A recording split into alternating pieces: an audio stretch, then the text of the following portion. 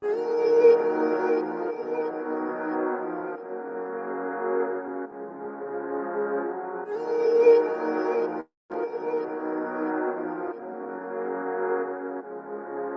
him laugh, let him weep, let him yell, let him sing. Only one must say. Let him lay me traps and men to pray to Jehovah, me I pray. Let him laugh, let him weep, let him yell, let him sing. Only one must say. Let him lay me traps and men to pray to Jehovah, me I pray. Let I be me instead of playing games. For chasing fame, let somebody spread the lack of flames. No, living my life to the fullest and shout out my halala to the fullest. Let my lungs out. I'm still rising up to greater heights as long as Hello, Ponjos and Bonani. Welcome to Rise to Greater Heights Network, where you can turn your fears into greater success while seizing new opportunities. And today we have this amazing book launch, Resilience to Greatness. And we are so excited to have you on board. So it is so significant, good people, to have a positive mindset, more especially in this pandemic, in this COVID-19 pandemic. So this network, this book, Resilience to Greatness, has the potential to completely revolutionize every aspect of your life and career. My name is Nompumelelo Riel Kunene, and I'm gonna be your host for today. And today I am not alone. I have an amazing co-host, and she's gonna introduce herself. Her name is Elk. So Elk, take over. Thank you very much. Nompumelelo Rea. So this is your whole name, and it's not easy to spell and to pronounce, but it's a challenge that I took, and I really love it. So thank you very much for this great opportunity. I'm Elke Preuss, the co-host for today. I'm also a co-author, and I assist Real today. So I'm Elke Preuss from Germany. I'm a coach and a motivational speaker, and I'm honored to be in this, and I'm so happy to present the Rise to Resilience to Greater Heights family, because now here are the most of them. So welcome to everybody, and welcome. We will start right now. Amazing, amazing. And Elk, it's resilience to greatness. I know, you have it, it's behind you. Okay. So good people, if you're watching us online, please feel free to put in the chat box where you're watching us from and what you hope to achieve from our book launch today, Resilience to Greatness, Resilience to Greatness. Just put it in the chat box where you're watching us from and what you hope to achieve from this book launch. Today, we are surrounded by greatness in the World Wide Web. We have amazing co-authors of the book, Resilience to Greatness, who's gonna share some nuggets on resilience to greatness on the book itself. So in the USA, we have Debbie Holbrook. In Germany, we have our amazing co-host, Elke Preuss. And in the US, again, we have Grant Raphael. And in Hawaii, we have Marianne Roos. In USA, again, we have Melissa Burnside. They call her Coach Burnside. And in Israel, Jerusalem, we have our amazing brother, Shlomo Nash. And back to the USA again, we have our amazing Joanna Claire. And coming back to Canada right now, we have our amazing Nelson Bell teacher. We're going down to the Caribbean. In Jamaica, we have O'Dane Mills. And in Australia, wow, down under, we have our amazing Kyle Spyrides. Back to Canada, originally from the beautiful kingdom of Eswatini, you have myself, Riel Gonene, and Michelle is joining. She is in the beautiful Trinidad and Tobago. So you can see that this is the greatness I've been talking about all these months. So today it's happening. At this moment, I'll just pass it on to Elke. Yeah, and I'll take it. Thank you very much. It was really amazing to see all these beautiful people from all around the world. And this was the spirit that kept us together during these weeks. And now I'm very honored to invite Nelson to give us a start with a prayer. And this is what our souls connects to. So thank you very, very much, Nelson, to start with a prayer for all of us. Well, thank you, Elk and Nompumelelo, for giving me this honor. Ladies and gentlemen, my friends on the panel, I just want to say welcome. And for those of you watching in the comforts of your own home in our audience, I say hello. And I'd like to invite you to join us in our morning prayer. If you could all please bow your heads. Lord God the Father, thank you for giving us another day to live. And let us use the skills that you've given us to fulfill your will and accomplish our earthly assignment. Lord God the Father, please protect our friends, our family, and ourselves from all danger, sickness, and evil. And please open the minds and hearts of those listening to the words that we speak today. And last but not least, Lord God the Father, please give us, the speakers on this side of the camera, the words to reach those who are sitting at home, desperately hungry for this message of hope, inspiration, resilience, and possibility. God, in your holy name we pray. Amen.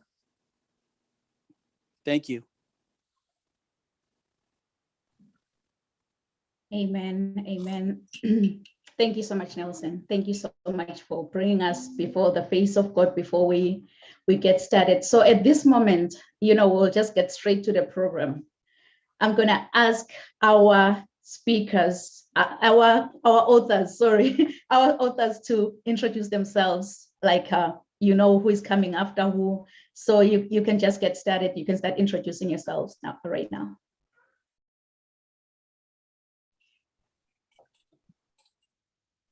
So the first one should be Pamela. I think I didn't see her until now. Maybe she's not in the position right now, and we can do this after. After her, it's Nico, and Nico is on his job. But then we have the beautiful Marianne, and she's ready, as she said. So Marianne, please start with you. Introduce yourself and give a short introduce yourself right now. Thank you very much. Aloha, good morning. I am honored to be a part of such a powerful project to inspire, to encourage, and to be a beacon of hope around the world. My name is Marianne Roos. I'm originally from Europe, and I am living my dream in Hawaii. I am a gratitude and vision coach, a Les Brown Power Voice speaker, a best-selling author, and a serial entrepreneur. My mission is to help others to find their inner strength and break through their barriers. My mission is to help others to release their inner badass, which is how my book Release Your Inner Badass and coaching program was born. So I am Marianne Roos, and I'm here to tell you that you are stronger than you realize, and it is time to release your inner badass.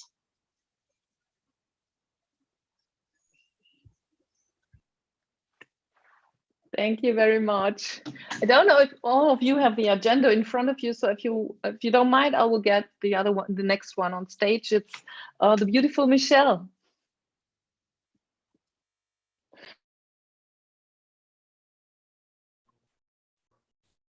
Good morning, everyone, or good evening in some parts of the world, and good afternoon in others. It's a pleasure to be a part of this. It's a true honor, and I'd like to say thank you to Real Kunene for inviting me to be a part of this great book with such great authors, great motivational speakers. It's an honor. I've gained new family, Rise to Greater Heights, Resilience to Greatness. I'm Michelle Burrell, and I'm from the beautiful twin island of Trinidad and Tobago. We are happy to represent the Caribbean, and I know we have some more Caribbean representation on this side. So I'm saying a special good morning as well to my brother from Jamaica, Odin.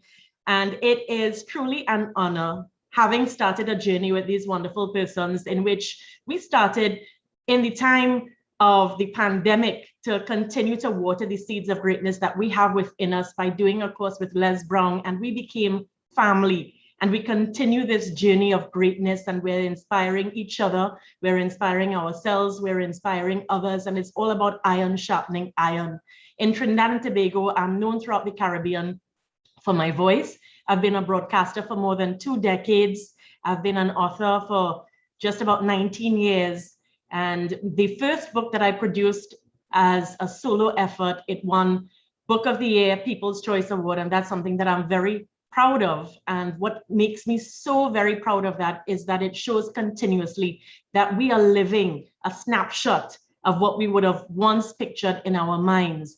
So I'm very happy to be a part of this, and I'm thankful to my brothers and sisters on this live for having me join with them. So thank you very much, and much love from Trinidad and Tobago.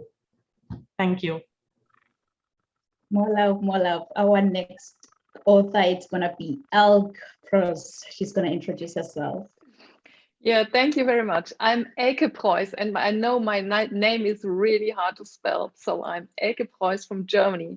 I'm an encouragement coach and motivational speaker. And during this journey with the Power Voice, I found out that I should not just stay in Germany. So during all this, I found that all these themes that are interesting in Germany to overcome and to get out of crisis, to get out of stronger than before, to find the courage to connect to your inner voice.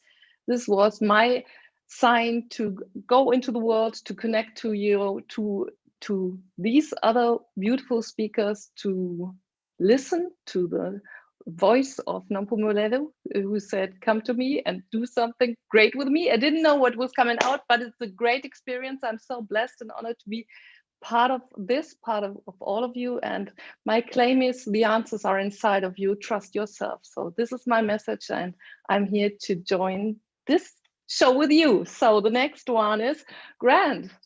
Please introduce yourself. Hi, my name is Grant Raphael. I live in Hammond, Louisiana. It's about an hour away from New Orleans.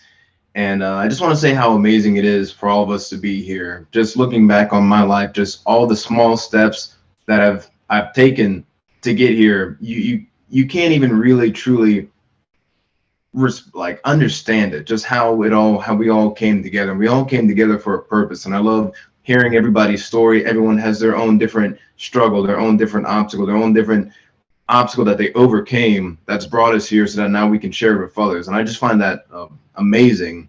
As for me, I'm a public speaker and a health coach. And as someone who's overcome an incurable disease, my goal is to show people that we can take control of our own lives, our own health. Our past doesn't define us. Any illness doesn't define us. We define ourselves by understanding who we are on the inside. And I'm also currently getting my master's in public health, where I want to implement new health policies in America to where we can be more proactive in our health, to where we're not just waiting to get sick to go to the doctor. We understand we can take control of our lives from the beginning, whether it's something physical, mental, addiction, whatever it is, we have the power ourselves to overcome it. And I want to help people step into who we were meant to be. Wow, wow, amazing. Our next author, it's gonna be Debbie Holbrook.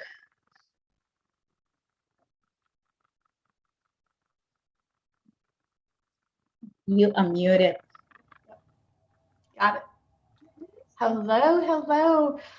I'm Debbie Halbrook. I am from North Texas, USA, proud American. I'm a wife, a grandma to 7. And I am so, so grateful for Rial Kunini. She saw resilience in me, and the team of incredible, amazing authors from around the world, all bringing you their amazing value and bringing us all together. So I've been kind of called a spirited leader in the online marketing industry as it grows and grows, specifically in the health and wellness category. I've been known to encourage women to rise up to their fullest potential. And I love to coach. Believe me, I love guiding those who desire to maybe even break free from their unsatisfying daily job to explore options so they can leave a legacy for their families and inspire those who maybe even have retired from the career and to now find their true passion in life. I'm very excited about this book launch. And I even recently started this week a private Facebook group called The Journey to Leadership Greatness for all the women followers in the home business industry. So I'm thrilled about that. And in my off time, I'm an organic vegetable and herb gardener. I do play the flute for the wind symphonies around town, and I enjoy watching my grandkids grow. I believe in self-care in everything we do. I believe leading with integrity by believing in our higher God and ourselves. So I'm a certified yoga teacher, 11 years. I teach in assisted living, Alzheimer's centers, senior centers, and I'm a health advocate for anti-aging and attraction marketing counselor. After my 32-year career as an auto claims manager in corporate America, my passion to help others is to reach their life goals. That is my prime objective. Thank you. Thank you very much, Debbie. That was awesome. And the next one is O'Dane.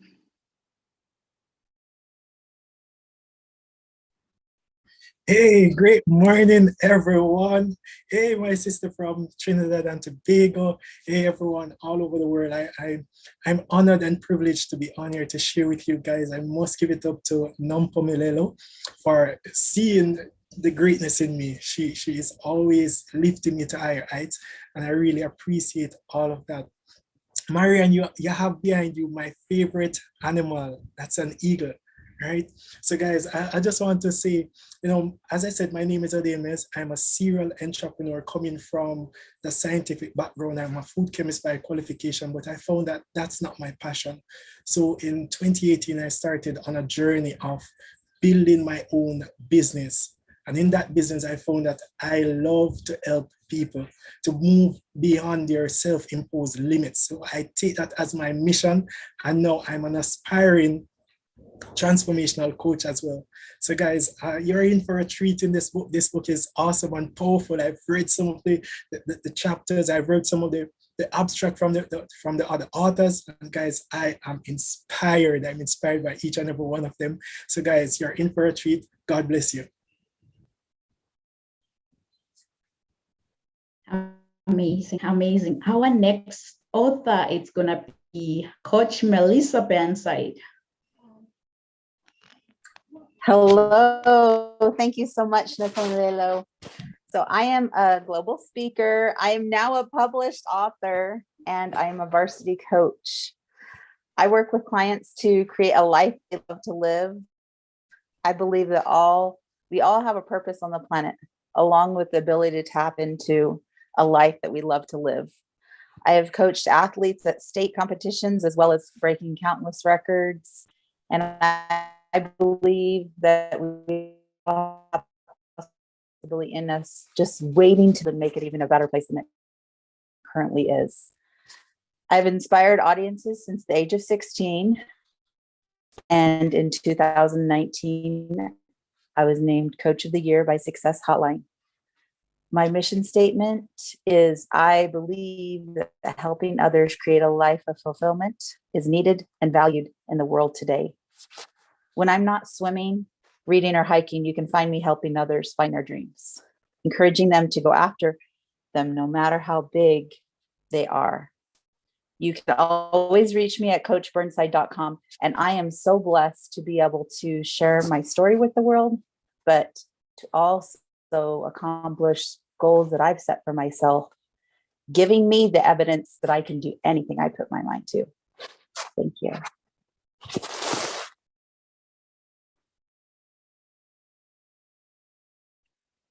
Thank you very much, Melissa. And now it's a great pleasure for me to invite Shlomo to introduce himself. Wow. I'm Shlomo Nash. I'm very, very excited. tremendous amount of gratitude really to Nampamela Rial and how she put all of this together. And it's amazing because we're all around the world and we're coming together and we have a mission and we have a purpose, you know, and our lives are a gift to the world and we have to be the gift that we were born to be. So I'm very, very honored and privileged to be with everyone here. And I am a father of 7 children, and I have 8 grandchildren. I don't believe it myself. Okay. When I tell my wife, I tell her I'm 28. I feel like I'm 28, 29 now. So, okay.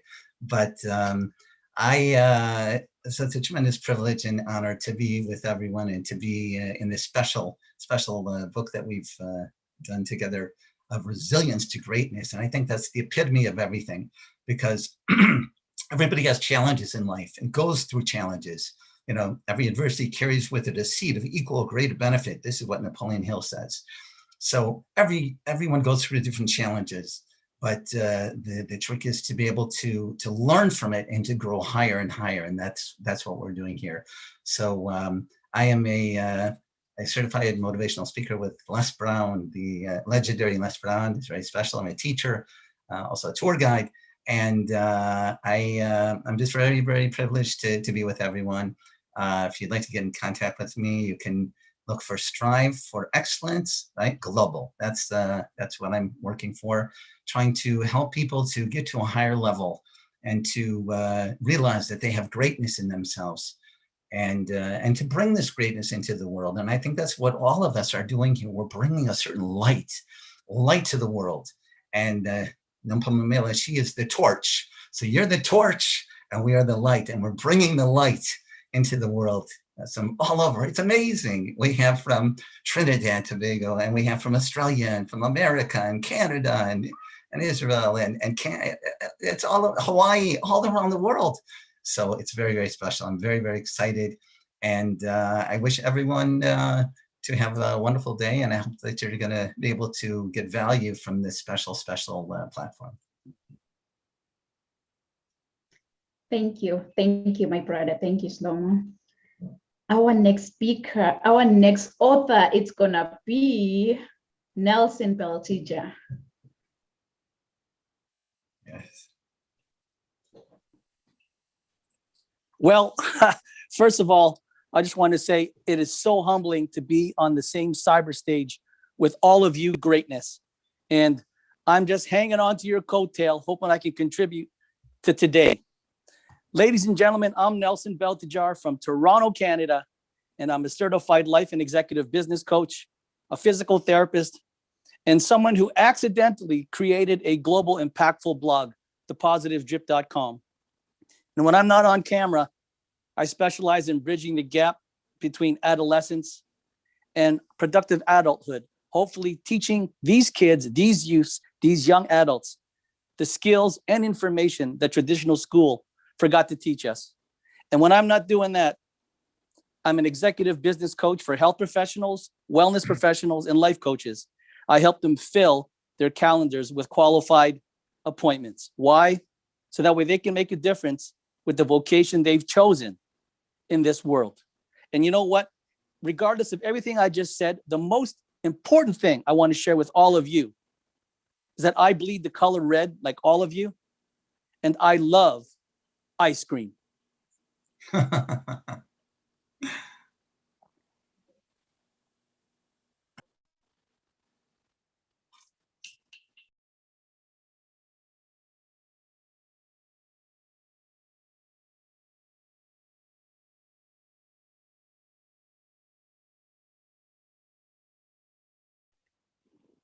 So the next one will be Kyle.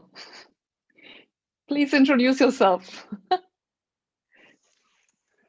Hello. What an amazing group to be a part of. Firstly, thank you, Nampamela. Thank you very much for, I know we're both from a similar country. We're both from originally from the continent of Africa, and I found myself on the west coast of Australia, and you found yourself in Canada. So yeah, it's very nice to come home and you know, bring that energy back to this group. So My name is Carl Sprides. I am a photographer and I focus on capturing the heart and soul in my images. And I focused on that for many years. And I believe that if you spend enough time with people and you sat with them for long enough and spoke to them for long enough, bit by bit, they would release their veils, and bit by bit, you could disarm them and you can really capture their core, their essence and their heart and their soul. And so that's what I focused on for many years. And for me, I was lucky enough during some of the biggest challenges in my life to have these two amazing people behind me, my grandparents in my life. And they really helped me, they supported me. And my grandfather said some incredible words to me when I was younger. About 18, he said, decide your destiny. And I've taken that wisdom, taken that knowledge, and I've written my own book, Decide Your Destiny. I do a daily vlog to inspire youth, to inspire people to live a more positive, happy life. And yes, I'm just in awe with the amazing group that we have here today. So thank you very much for having me on, and I'm really excited about this book. Wow, thank you, Kyle. Thank you. I love your background, by the way. Our next author is gonna be Joanne Clare.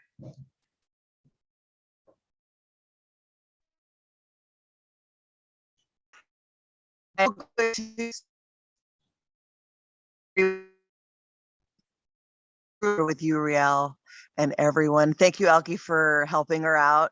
And thank you, everybody, for showing up for your life. I am Joanna Clare. I am a motivational speaker, transformational life coach. I'm the president of the House Helping Hands. My mission is to help children of domestic violence achieve a natural, healthy, self-adult life, give them the guidance and the protection that they need to train them to be the best person they can be through job training and job placement. This book is not only about resilience, it's about recovery, it's about courage, it's about, last but not least, resilience. I'm really thankful to meet all of you guys. Took me a long time to find my voice because I was in addiction and I want to help people with addiction as well. Also, we're together because of a grateful, thankful, grateful man, Les Brown. If it weren't for Les Brown, none of us would be able to share our voice in this capacity. He is the leader and author. He recovered from, all sorts of violence and trauma, and look at him. He is what I strive to be. I'm only 50, so you guys are young too.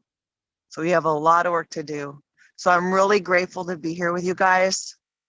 I'm excited and I look forward to our future together as authors.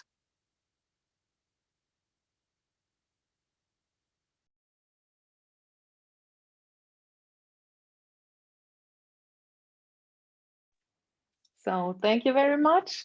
And now we have, of course, last but not least, the woman who connected all of us. And I'm proud to ask you to introduce yourself, Riel.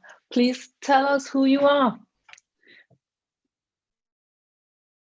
Thank you so much, my sister. It is such a great honor, really, to be surrounded by such greatness. So, my name is Riel. I am an energetic professional speaker. I am also the author to Rise to Greater Heights book, as well as Human Rights, God-Given Fundamental Freedoms. I believe that we're in full control of our own choices. So my title, Rise to Greater Heights, really, it has inspired and empowered many to pursue their personal and professional passion to become go-getters. So I am also a mentor and a coach, well known for encouraging many to rise from mediocrity into greatness. As I wear many hats, as a certified professional sales manager, esthetician, philanthropist, really following my dreams, it gave me everything around me to reach my full potential. My everyday message is that your journey to be a better person starts with you. So knowing who you are to your core will make you understand that you have everything around you to reach to your full potential. Hebrews 11, Psalms 27 and 40, they transformed my resilience to greatness. Thank you, Alec. Oh, thank you very much. Here we are.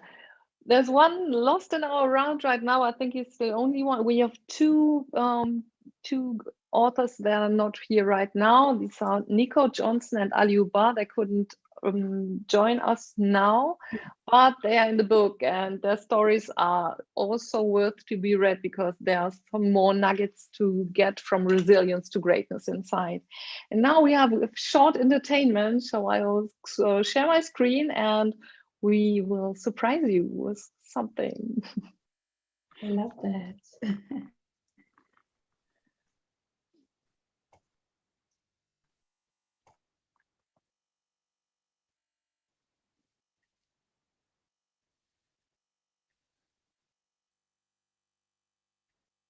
Yeah, it's all live, so.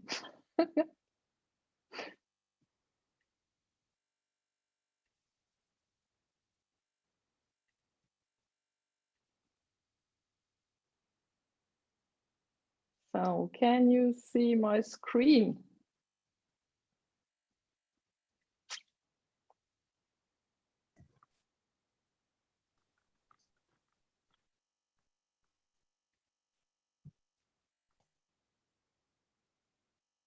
So it doesn't work.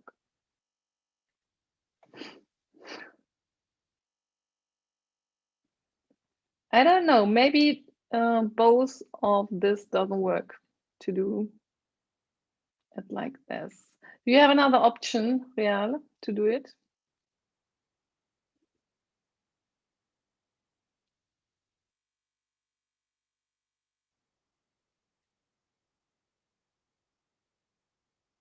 I can't hear you.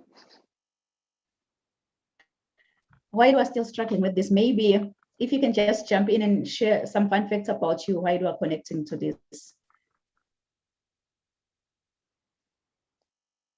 So want to?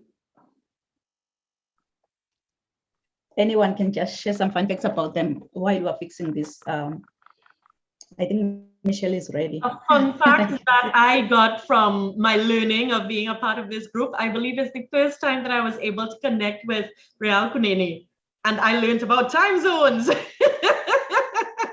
I was supposed to meet with Real, and interestingly, I was on like 5 hours before our meeting, and then it occurred to me, I realized, ooh, we're international speakers now, we need to look at time zones.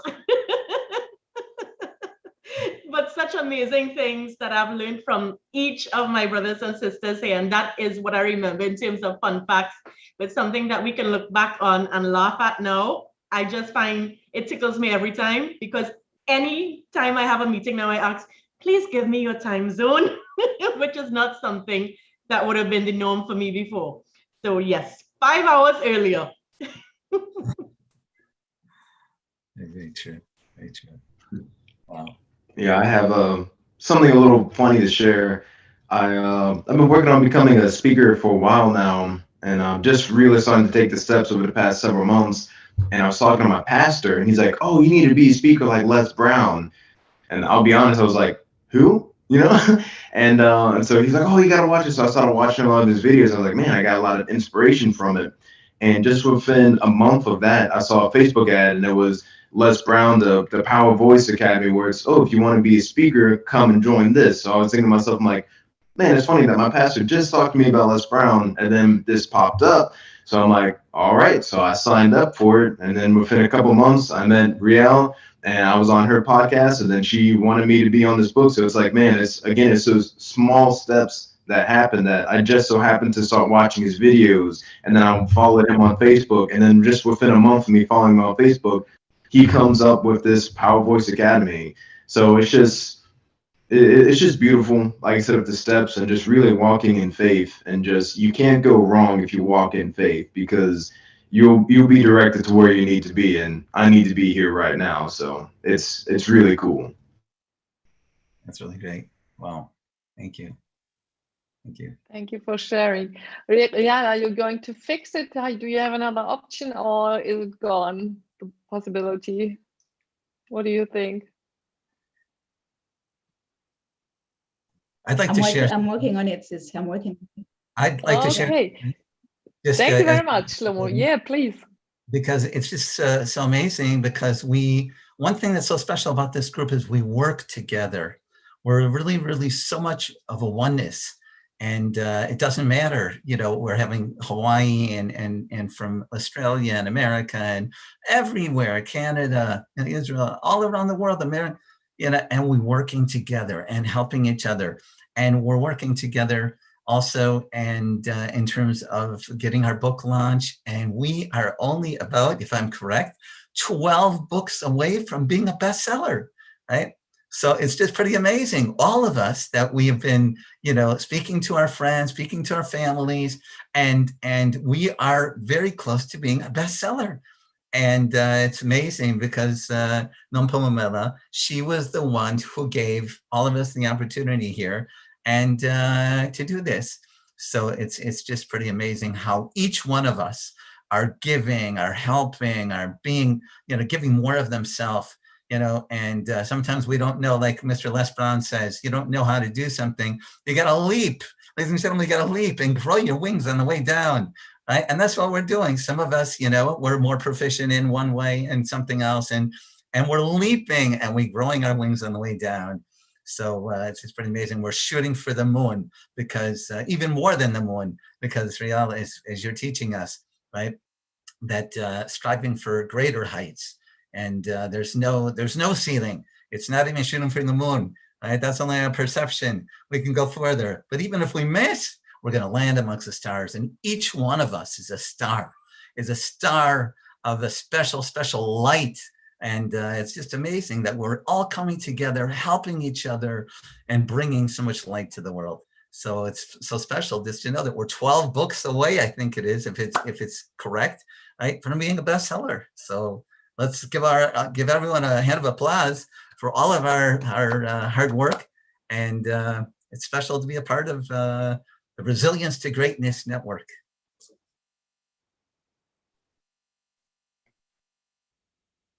I took a brief moment as we were talking about Les Brown to share this with you. Let me change my background, because I come from being a third generation Les Brown fan. And this is actually what my grandfather had in his study.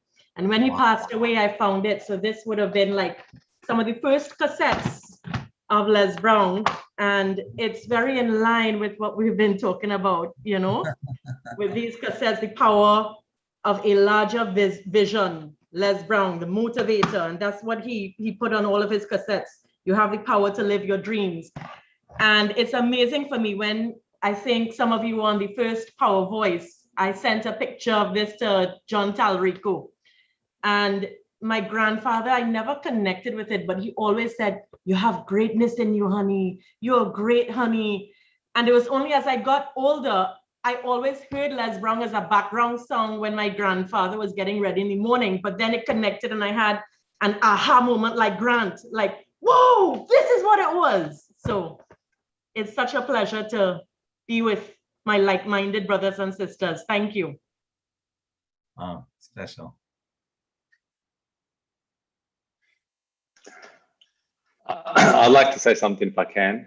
I don't have as an awesome accent as Jamaican accents. I've got to say, God, those accents blow me away. They're brilliant. I think for me, what I've really noticed is just how much greatness can come from the positivity. The switch to the positive mindset and the positivity, and being able to put things out there. And you might be hesitant, like learning how to fly on your way down. You might be hesitant about getting out there, but when you do, you just realize you're giving so many other people the permission. You're inviting them to be more positive, and you're inviting them to be a part of it. You're inviting them to come out of their own skin and become greater versions of themselves. So I think that's really what one of the greatest things I find from this is. And then for me personally, I've been doing like a video every day this year, just a short 5-10 minute video just around positivity. And I'm getting people from around the world just reaching out and saying, you're saying the things that I wish I could say. So I think that's what the great thing is about this group, is giving other people permission. Okay.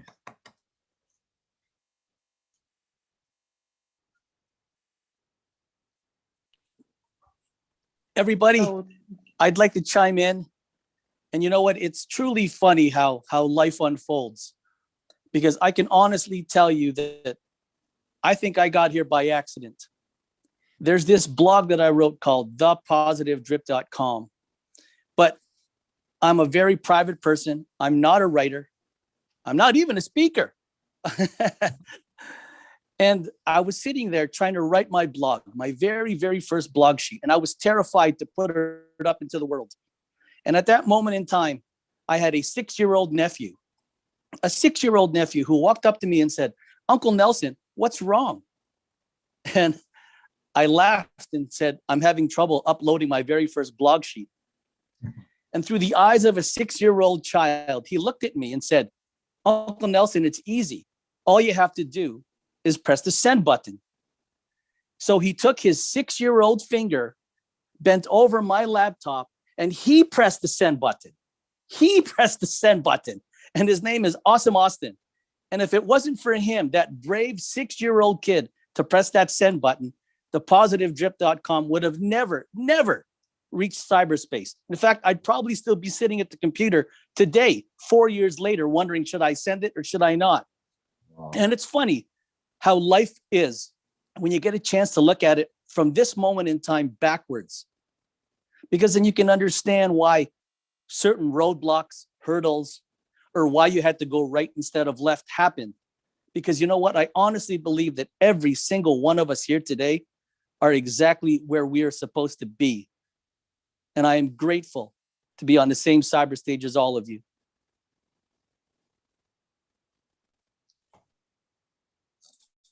Wow, Nelson, I love that. Look at where you are today and the history of your positivetrip.com. Oh my God, it's early in the morning.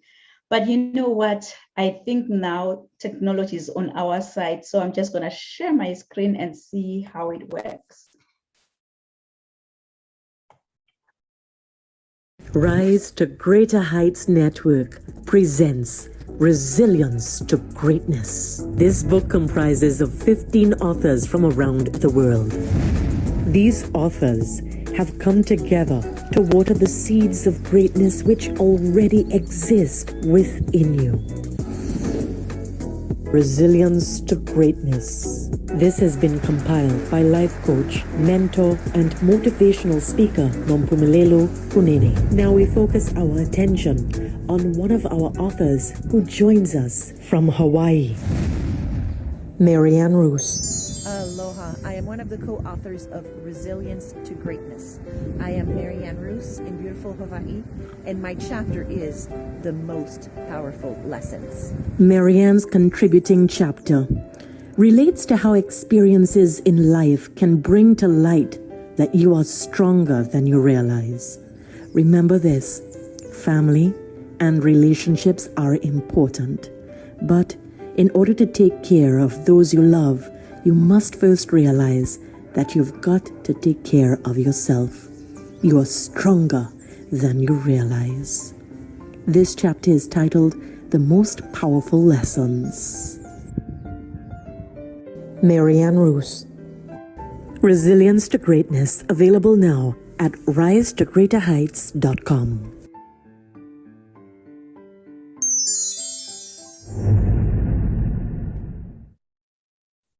Isn't that beautiful? That voice behind it, the whole video, like, wow.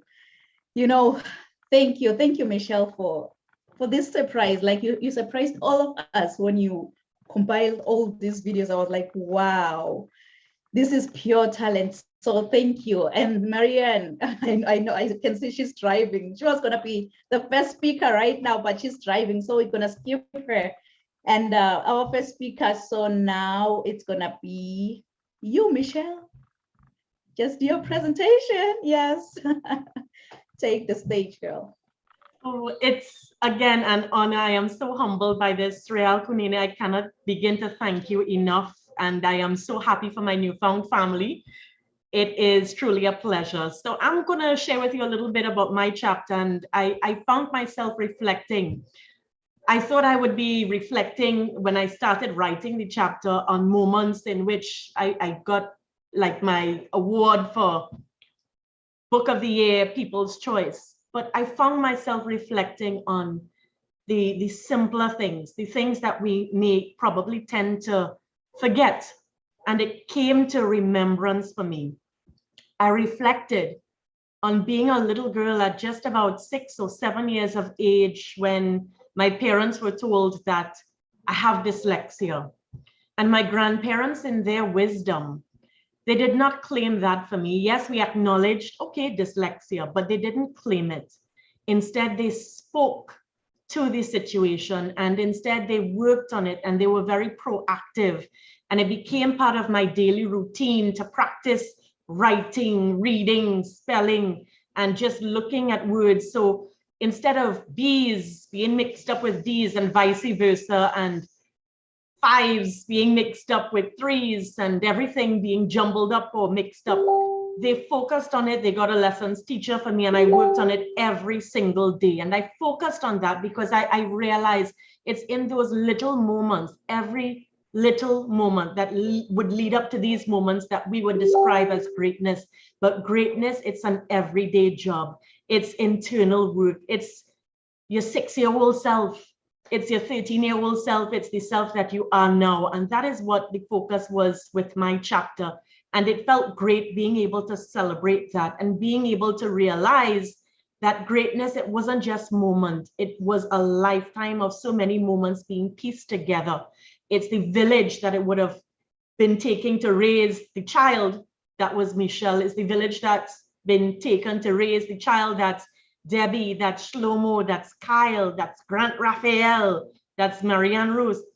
And I reflected on other moments with persons that we recognize to have achieved greatness in various ways. Like, for example, Rosa Parks, her great moment, it would have been because she was moved to not follow what program would have been set for us. She was moved to sit.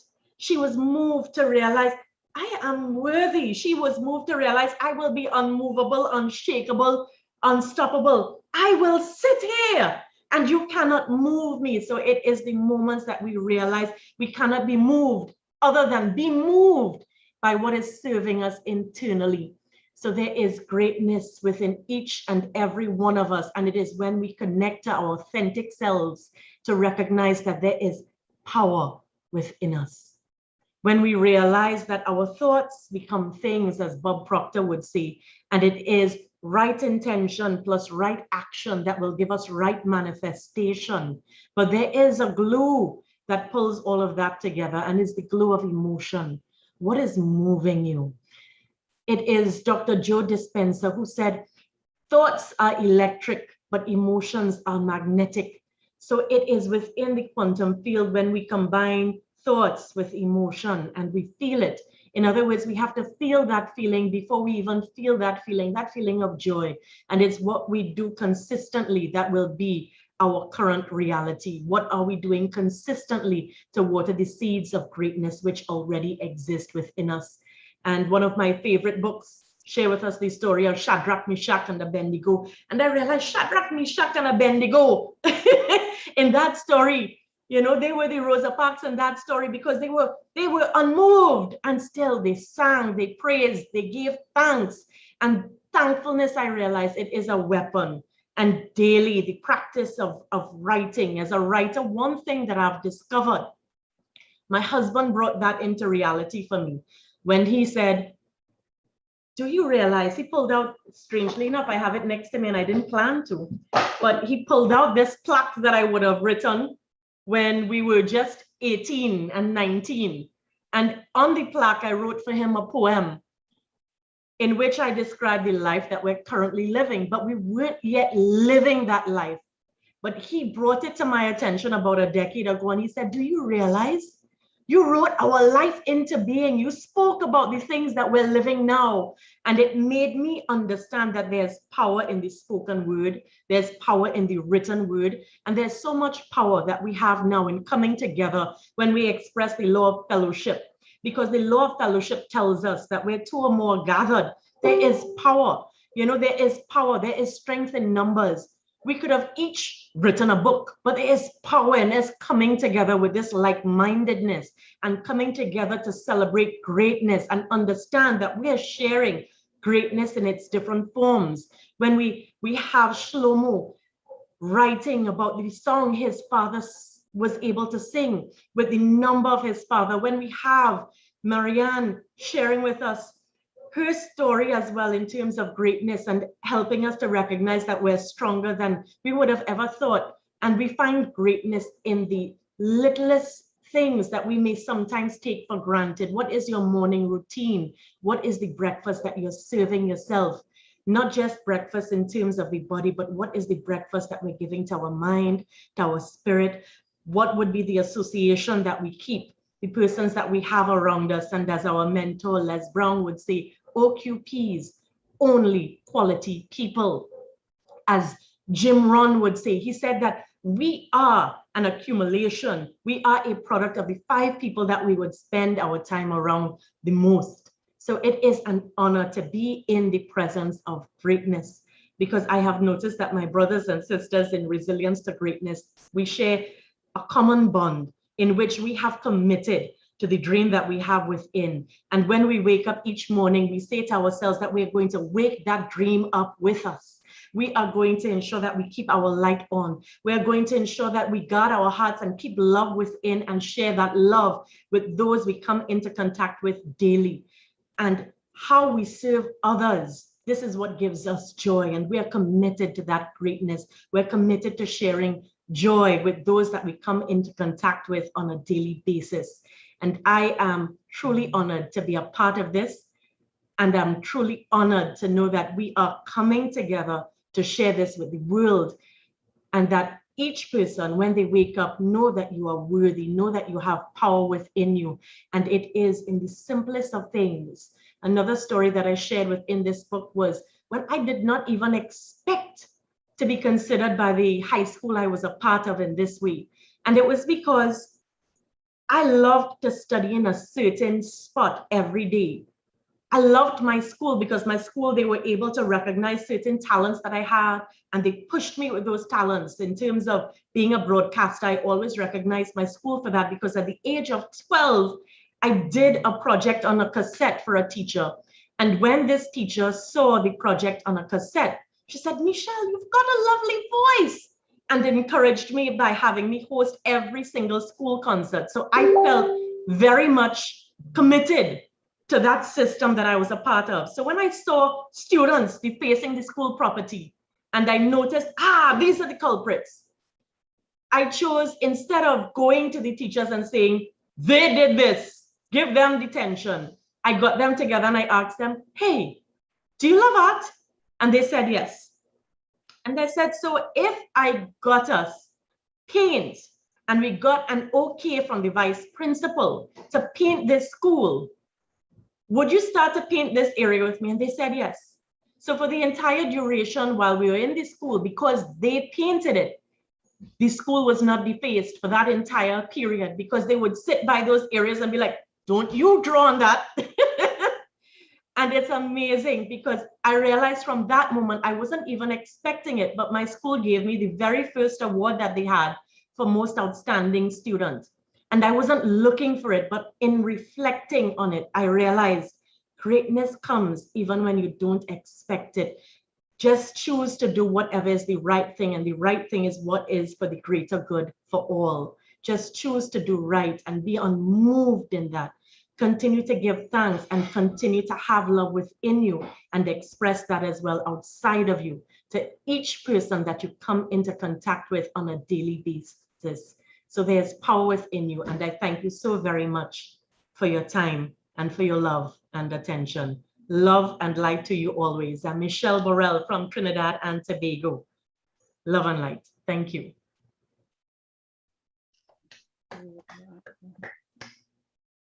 Wow, Michelle, oh my goodness.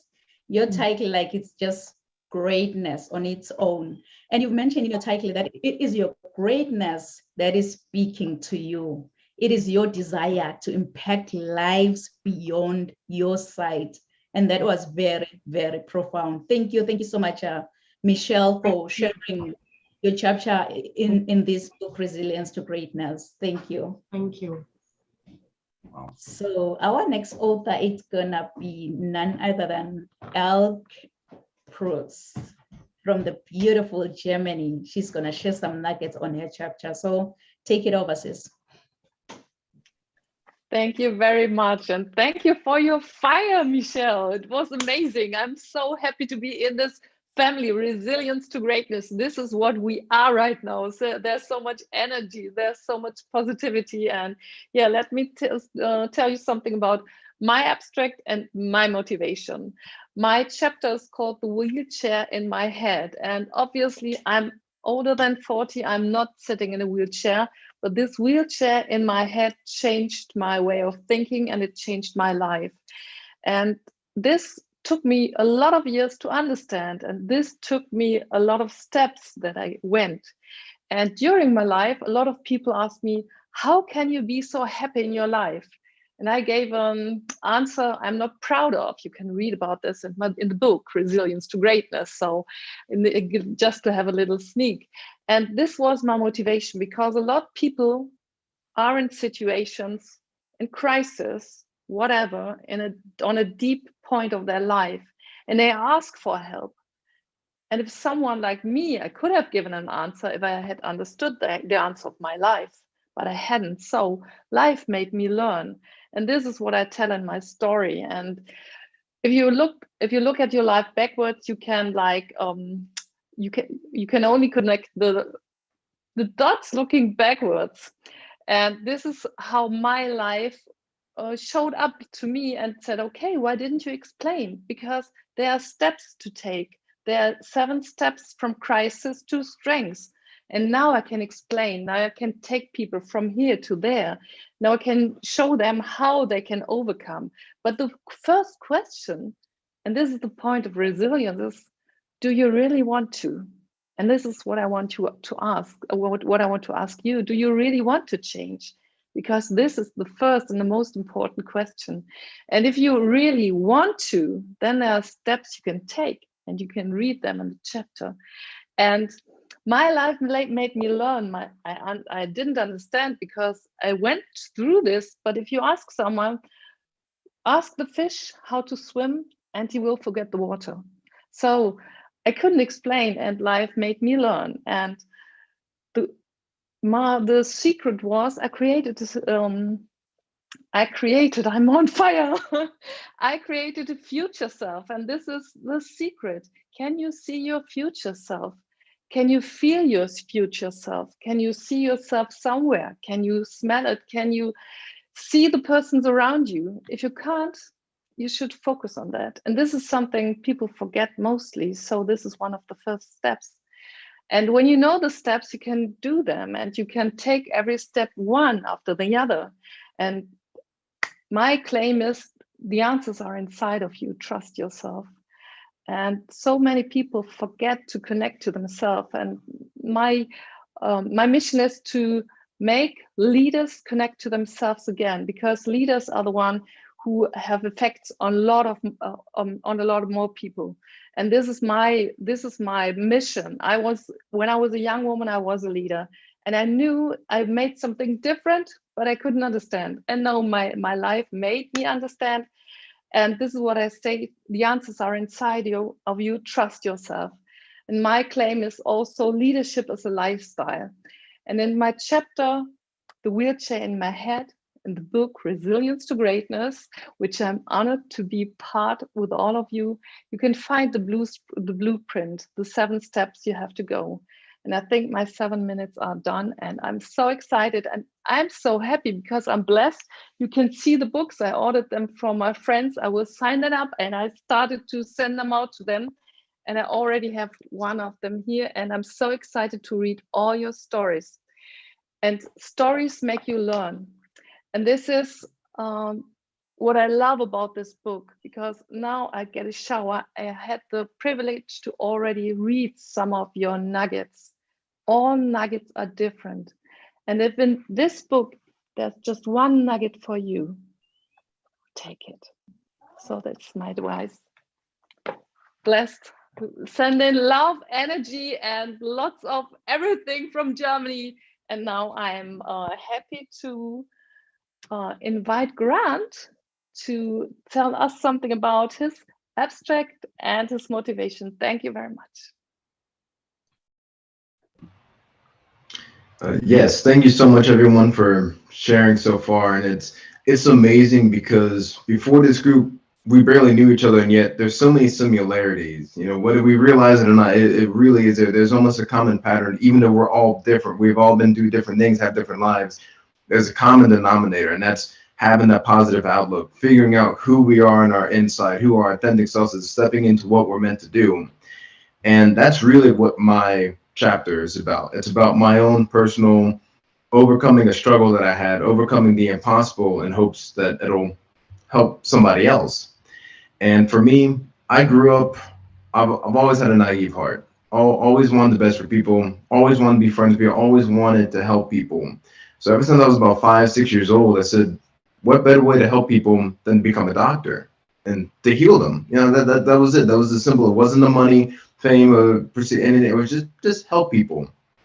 And that was my mindset for the longest time until my sophomore year of college. I was at LSU. I was studying to go to medical school, and I was actually studying for midterms. And I just remember feeling off one day. Like one night, I was like, you know, I called it early. I went to sleep, and in the middle of my sleep, I had sleep paralysis. And I've had sleep paralysis before, and if you don't know what that is, it's like you're laying down and your mind becomes awake, but you can't move your body. So you literally can't move, but you're mentally awake. And it's not fun, but all of a sudden my whole body started shaking. It just started vibrating. And all of a sudden my head just started shaking. And the best way I can describe it, it was like my brain was popcorn and the skull was the bag. It was just pop, pop, pop, pop, pop, pop, pop, pop.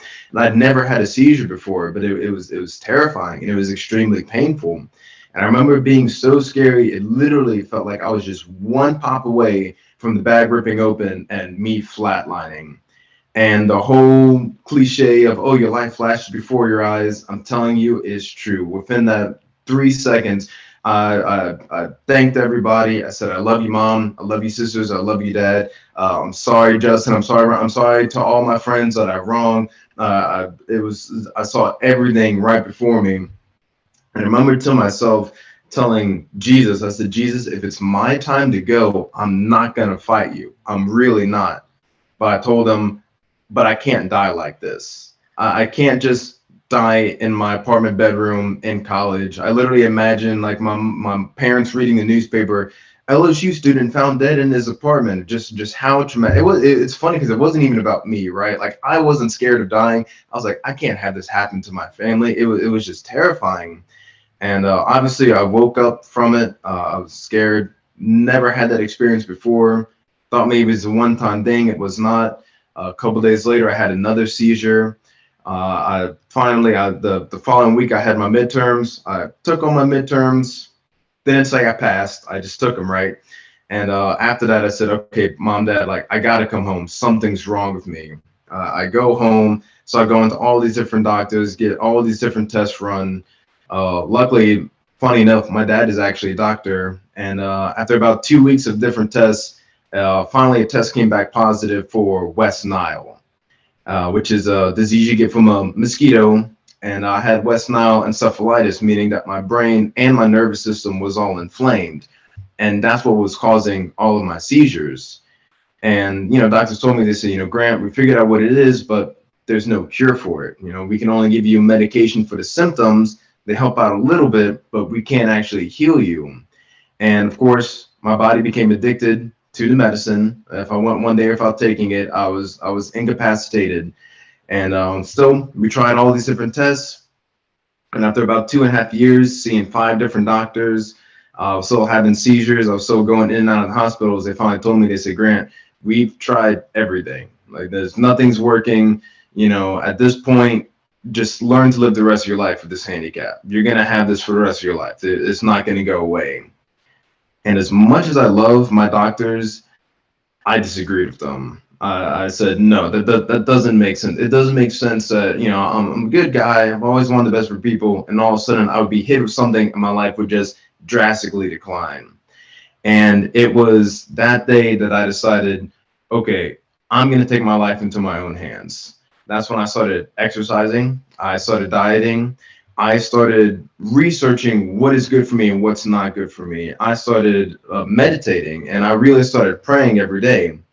And this was in 2015. I was praying one night, and while I was praying, I had a vision, and I saw myself as a fragment of energy, and I saw other people as fragments as well, but we were all connected to this greater collective whole.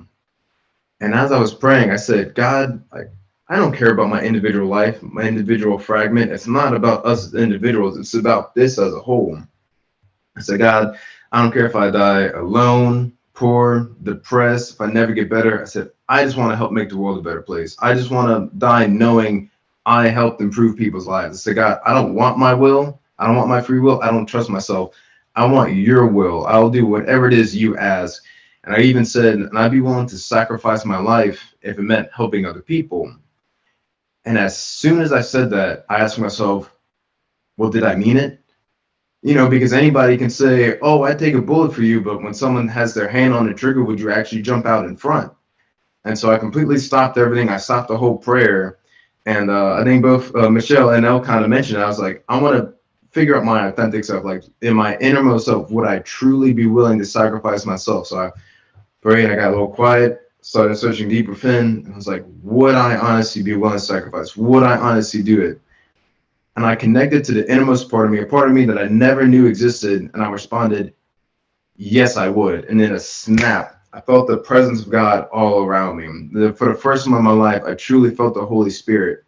And that vision I had, instead of seeing myself as these individual fragments, I saw all of us connected as a whole. I saw that we were all intimately connected, not only with each other, but with God. And it was at that moment I was physically, mentally, and emotionally healed. Since that day, I've had no seizures, no migraines. The doctors I was going to at the time, they say, Grant, we don't know what happened to you, but you don't need to see us anymore. They can't understand it. And I haven't been back to the doctor since. I've been completely healed. And it's completely changed my outlook on life. And there's three main factors with that.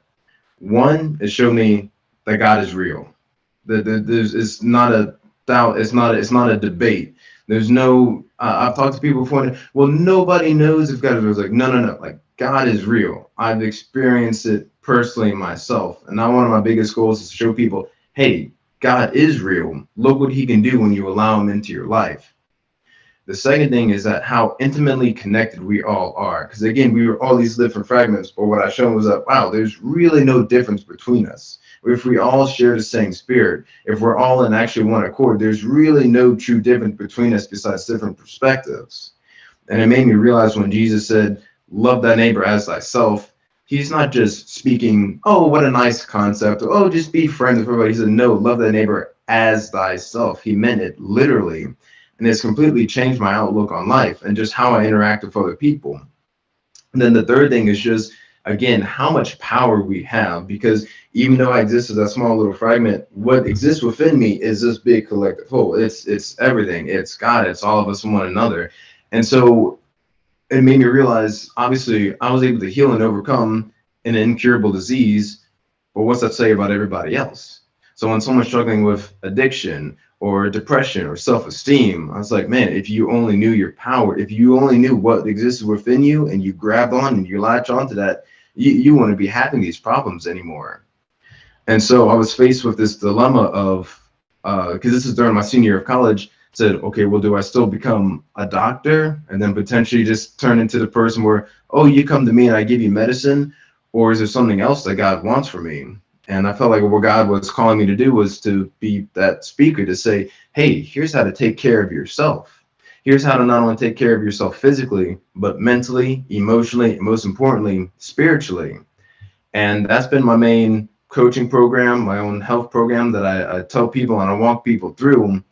And kind of like I mentioned before, I'm currently getting my master's degree in public health. And I plan on getting involved in both the state, local, and federal government and saying, hey, these are the policies that we can do that help change people's lives, and where people aren't dependent on narcotics or any kind of just chemical substances. I want to show people, hey, this is how you can take control of yourself, not just as individuals, but as a collective. And it's just beautiful how we can all come here because, you know, I can help people. Someone gets diagnosed with cancer or diabetes, I can help them with that. But say someone who struggled, who grew up and they were abused, or their parents had some kind of addiction, or they grew up without a parent, there's someone out there that can help them. And so it's like, okay, if we each individually step into our calling, step into our innermost potential, we can then in turn help other people. And I realize it really only takes one person to change the world. We just have to decide if we want to be that person. And just thank you so much for all of this. It's beautiful, it's amazing to be here, and I look forward to working with all of y'all more and just creating a bigger impact on the world as a whole. Thank you. Wow, Grant. Oh my goodness. Your story will really, really change the world, because you are one person who didn't accept defeat. You were like, no, now I'm taking life into my own hands because of the faith I have in God. As my everyday favorite book says, that faith is the substance of things hoped for. So I see that faith in you. So thank you for sharing such an inspirational story on the Resilience to Greatness book. Thank you, my brother. Thank you. And I have one thing I forgot to say was while I was sick during all these seizures and everything, I remember people coming up to me and they were like, Grant, I'm so sorry you're going through this. Grant, I'm so sorry. I'm so sorry. And I said, no, don't feel sorry for me. I said, it's going to lead to something. It's going to help me grow. I'm going through this for a reason. That's when I was still sick. I had no idea I was going to be healed. I had no idea I was going to meet God. I had no idea that my life was going to change the way that it did. But the thing is, I didn't have to know. I just had to believe, having that positive outlook, having the understanding of what I'm going through right now is not going to last forever, and I can use this to build into my future. And if we all had that mindset, there's no telling where it could lead us. So thank you so much. Again, God heals by faith. This is so amazing. It's so inspirational. Thank you, Grant. So our next author, it's gonna be Mrs. Pamela Henkel. Like, we skipped her from the beginning because I know she had to go to the airport to pick up her family, and then now she's back. So she's gonna squeeze in the program. So she's gonna be the next speaker. And after you, Pamela, it's gonna be Debbie. So Debbie, please get ready after Pamela speaking, so you can take the stages. All right, thank you. Hello, everybody. I'm so excited to be here. Everybody can hear me okay and see me okay? Yes? Yeah? All right. Well, I want to just encourage everybody that's here. First of all, I have been, whether in my car or right here in my office, I have been so enjoying listening and watching, and to all of my new family within the Resilient to Greatness family. I want to say thank you for sharing this time together, because I'm learning so much from all of you, and it is a treasure to me. So I appreciate you, and I just want to thank you for that. And to Miss Rial, my dear sweet sister, you are amazing. And I think this is a great place. I know we're muted, but like, if you can unmute for a second, let's just applaud her. I'm sure we've done it millions of times today, but woo, we are so grateful for you. Yes. Oh my gosh, our fearless leader leading us on. What would we do without you, Rial? I mean, this has been such an experience for all of us, but you have handled every bump along the road, and some of those bumps I created. So you've handled all of this and all of us with such grace. And so I want to thank you for that. This has been just a divine opportunity. So anyways, hello, everybody. I am Pamela Hinkle, and I speak, teach, and coach success. I also like to say I teach and I coach and I speak about results, because sometimes success, people can get an opinion of what they think success looks like, and then they don't think they measure up to it. But really what we want in our life is results.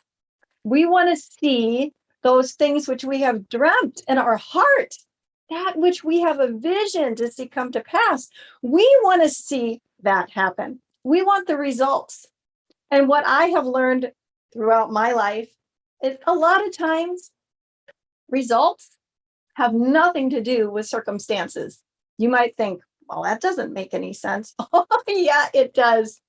You see, results are a direct connection to what's going on up here and what's dropping down into here. You can call it the conscious and subconscious mind. You can call it the conscious and your spirit, whatever, or your heart.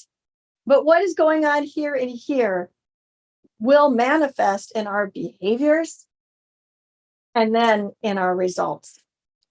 So I like to say we are here with a purpose by design, not by default. But default will continue to try and attach itself to us if we don't recognize that we are here by design and then do the steps that we need to take, the things we need to do in order to manifest that resilience so that that greatness, that design within us will completely take over. And sometimes it's a battle. Anybody had a battle? And sometimes things happen with ease, but we have to be prepared for the battle. I'd like to give you a visual. I would like you to picture a mountain on one side and then a valley and then a mountain on the other side. Now, for all of us, we are either climbing a mountain, coming down a mountain, walking through a valley, or climbing up another mountain. And the thing is, we just want to be on top of the mountain, just dance around up there. I love mountaintop experiences, don't you? Aren't they awesome? When we have that greatness manifest, that which we have been pursuing, that purpose by design. Whoa! Like I said, I love my life, but it hasn't always been that way. Coming down a mountain can be kind of easy, but it can also be a slippery slope. Like when I go down that hill, I'm more cautious of my footing than when I'm going up, right? And then when we get down in that valley area and maybe the shade is there and it's cold, or there's no grass because it's been blocked, the sun can't get to it, and that mountain looks like it's so far away, we can start to let that stinking thinking, which is going to lead us right back to purpose by default instead of purpose by design. It'll start to just take us right back down the wrong pathway up here, which is going to drop down here, which then is going to come out in our behaviors and then ultimately our results. So for me, when I decided at the young age of 20 that I really knew what I wanted to do in life, and I knew that I was called into ministry, and I knew that I was called into leadership, and I knew that I was supposed to help a lot of people, but I was young and I just jumped in with both feet. Anybody ever been there? And all of a sudden I was opposed on every side, opposition. There's a scripture about that. There's opposition all around, but we're struck down, but not destroyed. All right. I was totally ignored, looked over because I was in my 20s, mostly because I was a woman. I was blonde. In fact, I had important people look me in the face and say, right in the eyes, I wish I could get right in your eyes today and do this. You are a joke, Pamela. Just go home. And it was like, go home, little woman. Take your place. It's not here. But inside of me, just like you, there was greatness. There were results that I knew I needed to see happen. And even though on every side, I felt like letting that opposition just stop me. But I knew I couldn't. And when I say something inside of me, I know it is God. Pushed me forward that I had a purpose by design and not by default. And it wasn't about me achieving greatness. It was about the greatness in me. Because there were people, there were lives in the balance. that needed my message. There were lives hanging in the balance that needed my voice. And so I pressed on. My 20s, my 30s, my 40s. We'll stop there. You can't quit. If you don't quit, you win. If you lose, rigged, and you win. But it starts here, that mindset. I have a goal card right here. It says, thinking into results. And my goal says, I am so happy and grateful. And then it says that I am inspiring people, teaching people, and leading people to their purpose by design. Now, there have been times when I have woke up in the morning and I didn't feel like this was happening. That was default. If you can write that down, you can write default down or put it in the comments. Trying to get me to stop. But we can't stop. Listen to this now. I'm going to read this to you. This was on my calendar for this morning. God has chosen you. You are his treasured possession. And that's Deuteronomy chapter 7 and verse 6. When we realize that we are his treasured possession, well, I have things that I treasure, and I take good care of them. When you realize that you are his treasured possession, you're going to step out and begin to move into that purpose by design. And it doesn't matter what things come up to try to stop you. You're just gonna press through. I want you to write design, and I'm almost done, with a capital D, purpose by design. When the creator looks at you, he doesn't see all the defaults. He sees the design, the divine design. And friends, your story matters. Your voice matters. There are lives hanging in the balance. So press in to your design, because you are chosen and treasured. Thank you so much, Rial. Thank you, everybody, and God bless you. Wow, my sister Pamela. Oh my goodness. You are one person who was like, you know what? I will go confident in the direction of my dreams. It doesn't matter what you say about me or you think of me. I'll just go confident in that direction of my dreams. That's what I see in you. Thank you so much for sharing such a profound message and for being an inspiration. Like, to me, you are an inspiration. So, so thank you. Thank you, my sister. So our next author is gonna be Debbie Holbrook, all the way from the United States of America. So take it over, my sister. Oh my goodness. So far, I'm inspired. I have a little chapter in The Journey to Greatness, is the title of it, inside the book, Resilience to Greatness, by this incredible group. I am so inspired. Elke, Grant, Michelle, Pamela. I'm amongst the leaders, the greatness, I feel. So the journey to your ultimate greatness, we choose to take, and it has to be a believable one. My story is still ongoing. And when Rial first reached out to invite me to write this chapter, all I could think was, like, who am I? I'm not anywhere near great. I am so not great, right? I'm only a yoga teacher. I'm only a retired insurance manager. I'm only this or I'm only that.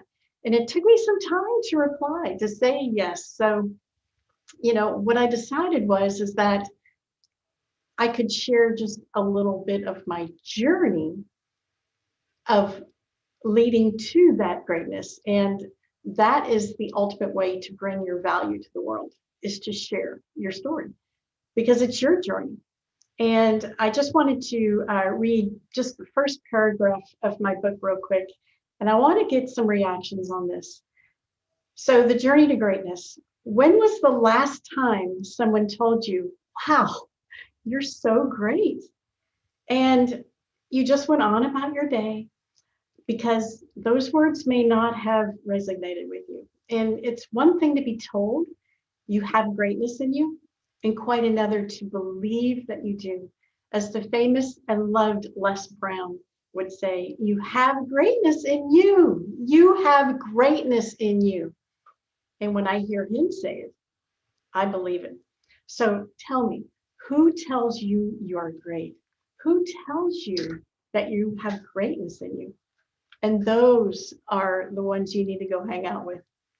So inside my chapter, you have to get the book. I share tips and strategies that along the road should always point to your greatness. Just like a pilot of a jetliner, the journey from takeoff to the destination often involves many course corrections, I should say. So when a pilot is, it's not just, one town to the other, one state to the other, one country to the other. It's not a straight shot. There's a lot, many, in some cases, hundreds of course corrections that the pilot takes along the way. So it's much the same way when you discover and grow towards your destination. It is your journey of trusting in yourself, creating and sharing your value with others, and believing that you will make your arrival at your destination spectacular. So I just wanted to share some of the examples included in my chapter to help guide you in your course corrections are, the first one is, I call it just a morning routine. What is your morning routine? Even if it's like 5 minutes to set up for a successful day, includes focusing on your goals and who you want to be and who you want to join with you. Most importantly, hanging out with those, as mentioned earlier, like Jim Rohn says, you are the equivalent of the 5 people you hang out. So choose wisely. Another example is, I believe in having a vision board. My grandson's with me today. He may have peeked in the door, and he's almost 8 years old, and I'm watching him this week. School's out. And we created a few days ago a vision board, and I was amazed at his vision for his life. And he cut out a picture of a family with triplets. And I'm like, triplets? He goes, yes, I want to have triplets. So you learn a lot by just asking, right? But by vision boards, I love that. I've also included in my chapter affirmations to see that vision maybe more clearly and to reflect on the important stuff and to affirm again and again, sometimes every day, what we are in a positive light. So I've included some beliefs that you have greatness in you already, just like Les Brown tells us we do. Believing in yourself is the first step. Then sharing your value is the ultimate step. So my main motivation to write my chapter is my family and my team. They are who inspired me to put together the tips that will help you along your journey to greatness. While my 4 children who have experienced in their lives just so much in way of challenges, I am so, so proud of them. Their values, what they turned out to be, their beliefs, and how strong they are and how far they've come. I also invited a couple of my teammates to give their thoughts on what their journey to greatness is for them. And I wanted to personally thank and recognize my 2 teammates, Victoria Garcia and Bonnie Granger, for their input. My team and my family, while they are still in their journey like I am, there's struggles, there's challenges, right? But they're still learning, and we're still discovering each day. And if just I could offer 1 tip or 2 tips to encourage, to lead them and to inspire them and to guide them towards the greatness they already have inside of them, that's what it makes it all worth it. So we'll see you inside the book. This is Debbie Halbrook, and I believe you are on the journey to greatness. So thank you. Thank you very much, Debbie. This was very inspiring to see the journey as a pilot. And I already had the chance to have a look at your chapter, and really that's the way it is. And you give it like a recipe. And this is what I love about your chapter, because it makes it easy to go these steps. So you don't have to be afraid of all of this. Thank you very much, Debbie. And the next one in is Ordain. So please, Ordain, unmute yourself and share your abstract and your motivation why you wrote it. Hey, good afternoon again, or good day, everyone, and good evening, good night, good morning to everyone. Guys, I am so honored to be on here to share with you again. And just to tell you a backstory before I was asked to be a part of this amazing project. I was on a training with Bob Proctor, and I decided there and then that I'm going to write a book. And immediately the title came to me, and I wrote down the title. And when I checked my messenger there, I saw a message from Nompumelelo asking me to be a part of this project and saying, what? I just decided that I'm going to write my book, and now she's asking me to be a co-author. So I said, yes, but it's my first time. It's a short time to get it done, but I'm going to try anyways. And because of her belief in me, and that's what you need around you. You need people who believe in you, who can see what you can't see in yourself, that you will go and explore this to the world and give the world what you have in you. And so I'm extremely grateful for Nompumelelo and her belief in me, and also Mr. Les Brown, because that's where I found Nompumelelo, and that's what started this whole journey. So in my chapter, it's titled Understanding Who You Are. Many of us struggle to understand who we are. Even though we are still on the process of fully understanding who we are. There's a saying that goes, if we would do about 50% of what we are capable of, we would simply astound ourselves. We're doing less than 1% of what we're capable of, because we're connected to the infinite, the all-powerful God. He breathes in us. So the moment we start to understand who we are, we find that we can break through every barriers. We can move through every circumstances. And that's what I'm seeing, the common thread throughout each and every author that went before me earlier. Through sickness, through different circumstances, whatever it is, we can go through it. Because we have to understand who we are. We're a part of God expressing himself through our bodies. We're not just our beautiful body. We're not just our beautiful am I stuck? Okay, awesome. So we are not just our qualifications. We're not just our houses. We are more than that. And when you go down to the DNA of who you are a part of God.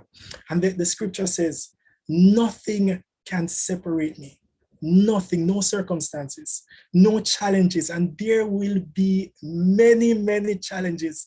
One challenge after the next challenge, after the next challenge. And you're wondering, when am I going to get a break? And all you have to do is look within you, because all that you need to go to the next level is already in you. I've been on many trainings after trainings, looking for this golden nugget, looking for this golden tool to use, and not looking inside myself. It was when I started training with Les Brown. Les Brown said, greatness is in me. Then I started looking inside. So in my chapter, I'm just encouraging each and everyone who owns this book, look inside. Each and every chapter you read, you try to put it back to yourself and look inside. What do I have to go through this situation? What can I do now to go through this situation? What have I learned from this situation? Because if you learned nothing, you will be faced with that similar situation over and over and over. So guys, and my chapter was also give you tools that will strengthen your resilience. Will strengthen your resilience, because we all have greatness within us. We were born to be great. We were born with greatness in us. But if you're not resilient, that greatness will stay buried deep within you. You're unquieted right now.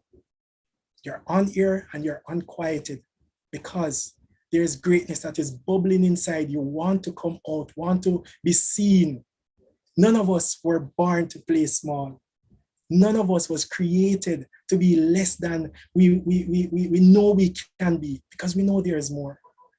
And so in my chapter, you will find how to get to the core of who you are. You will get a snippet of how to find your why.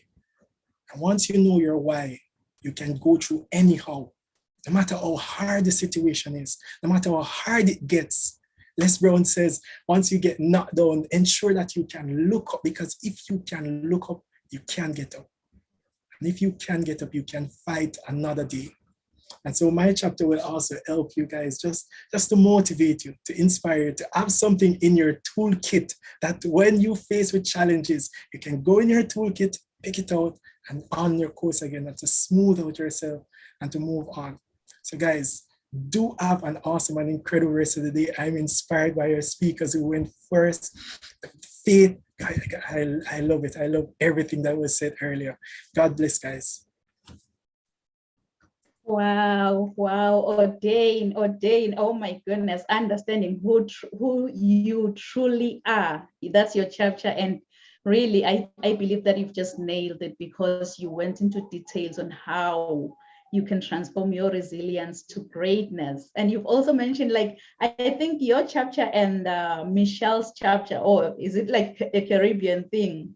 Because you've mentioned that it is your desire to impact lives beyond your sight. And that's exactly what Michelle said. I don't know where you guys came up with this. I think it's common in the Caribbean. But anyways, thank you so much, my brother.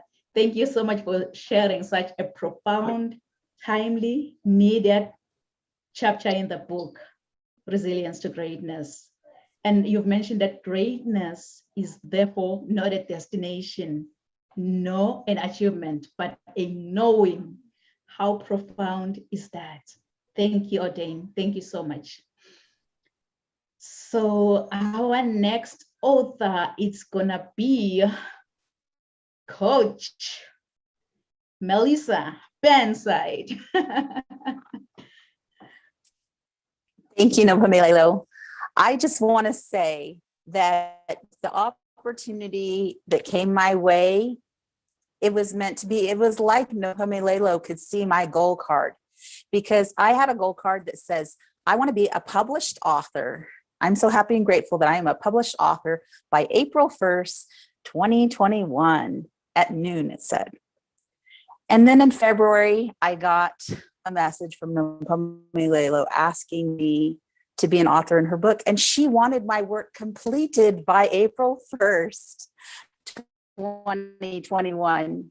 So I am telling you, if you don't have a goal card, and there are forces working in the universe to help you accomplish your goal. You don't have to know the how, you just need to get started. Chapter title is Becoming the Piece to Complete the Puzzle. And I wanted you to think about that for a moment. Every single person on this call, we are all a piece to a massive puzzle that we can't even imagine what it's going to look like when it's completed. We have no idea, but we're this piece, and the maker above us, our creator, he is chiseling off. So we are just going to fit just right wherever we need to be. He gives us the time and the energy to do the things that we need to do. The thing is, you have to be willing to show up. When an opportunity comes your way, you have to be willing to take that opportunity and to act upon it. And as we do that, as we act upon the opportunities that are placed before us,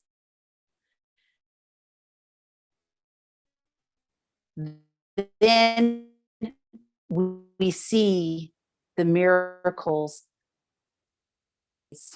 And it kind of blows my mind when I see things like that happen. Even this book and how it came together and how it was so inspired by something greater than all of us, by our creator, because we are around the world and we are touching lives. It may not be today, it may not be tomorrow, it may be 2 years down the road that somebody finds this video or finds our book and reads it, and it changes their lives.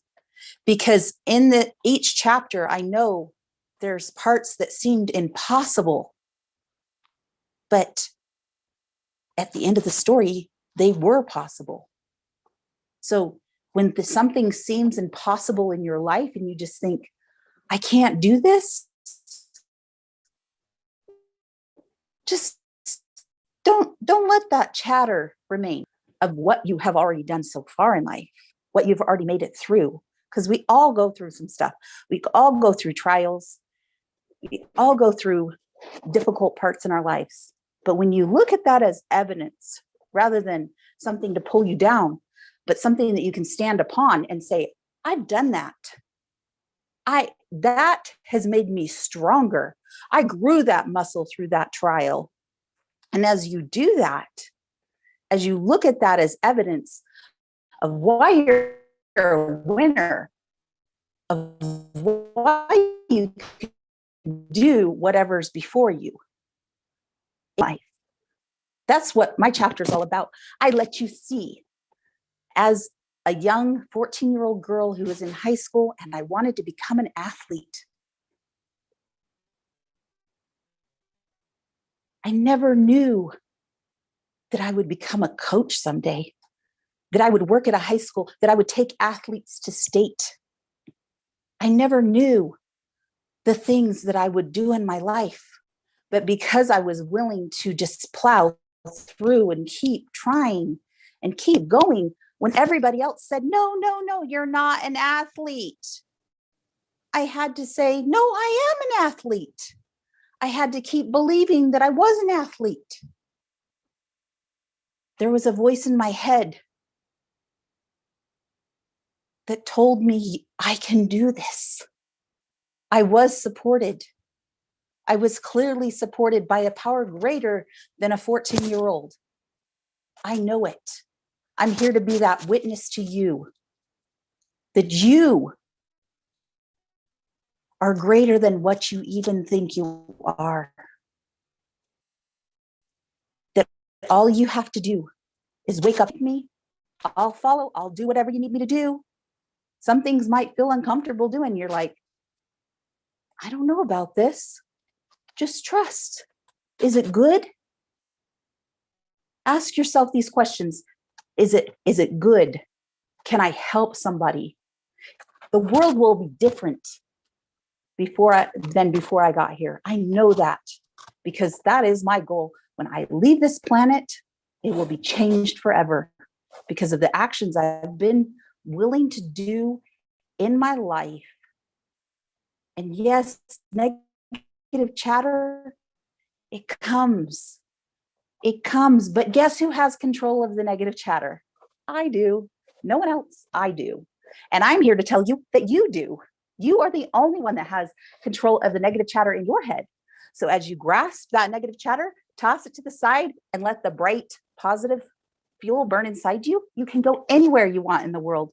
You can do anything you want in the world. I believe in you. I know that sometimes some people need other people to believe in them first. And then they are like, if somebody else believes in me, then I can believe in myself. And that's where I gain my most fulfillment for in my life. I gain energy off believing in other people and then watching them believe in themselves and knowing just because I cared about that person, just because I encouraged that person, look at where they are now. And I think that that's how our Creator feels when He sees us do amazing things. When He looks at us and says, that child, they didn't think they could do that, but I believed in them and I helped them see that they could, and now they do. Thank you so much. I am blessed and honored to be among all of you. Wow, Melissa, thank you so much. Becoming the Peace is your chapter in this book, and really, you are coach. You are amazing, and you started with a core question: are you willing? And this was so inspiring because this is the start of everything.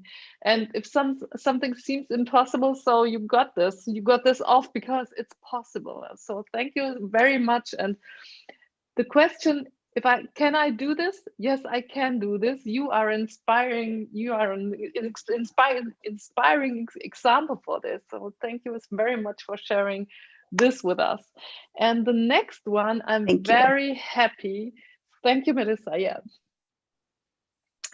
I'm very happy. I'm very blessed. And when I knew that I'm the one to introduce Shlomo Nash right now, I was very, my heart was jumping because we didn't know each other before, but we met in the Power Voice family. So this is something that really connects us on the one side, and our story and our history connects us.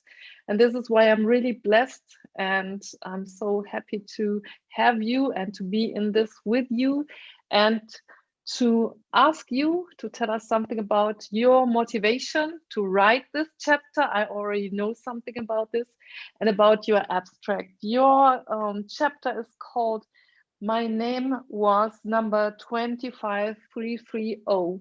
So Shlomo, Wow, please. I'm so excited also. I feel the energy. There's a special, special energy, Melissa and all of us, right?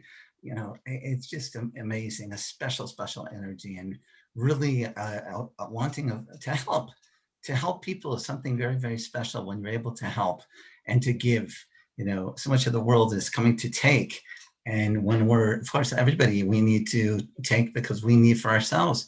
But when you're able to give, it's really such a blessing. And that's what you feel here. A lot of, you know, just tremendous blessing and giving. So it's very, very special. Yes, as you were mentioning, Elke, the name of my chapter is My Name Was 25330, and I continued to sing my song. What is this? Well, this I think is the inspiration. This is what the reason how I came to write my chapter, because it's my father. My father, he went through something that we can't imagine, something so much of pain and suffering and cruelty in Nazi Germany. And he wasn't supposed to make it. He, ladies and gentlemen, was not supposed to make it in this world. And somehow he continued through so much pain and suffering. He continued to sing his song.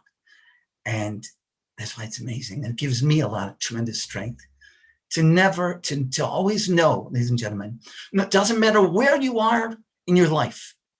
Life is a transition. There are a lot of difficulties in life, a lot of challenges in life, but to remember to always to continue to sing your song, to never give up.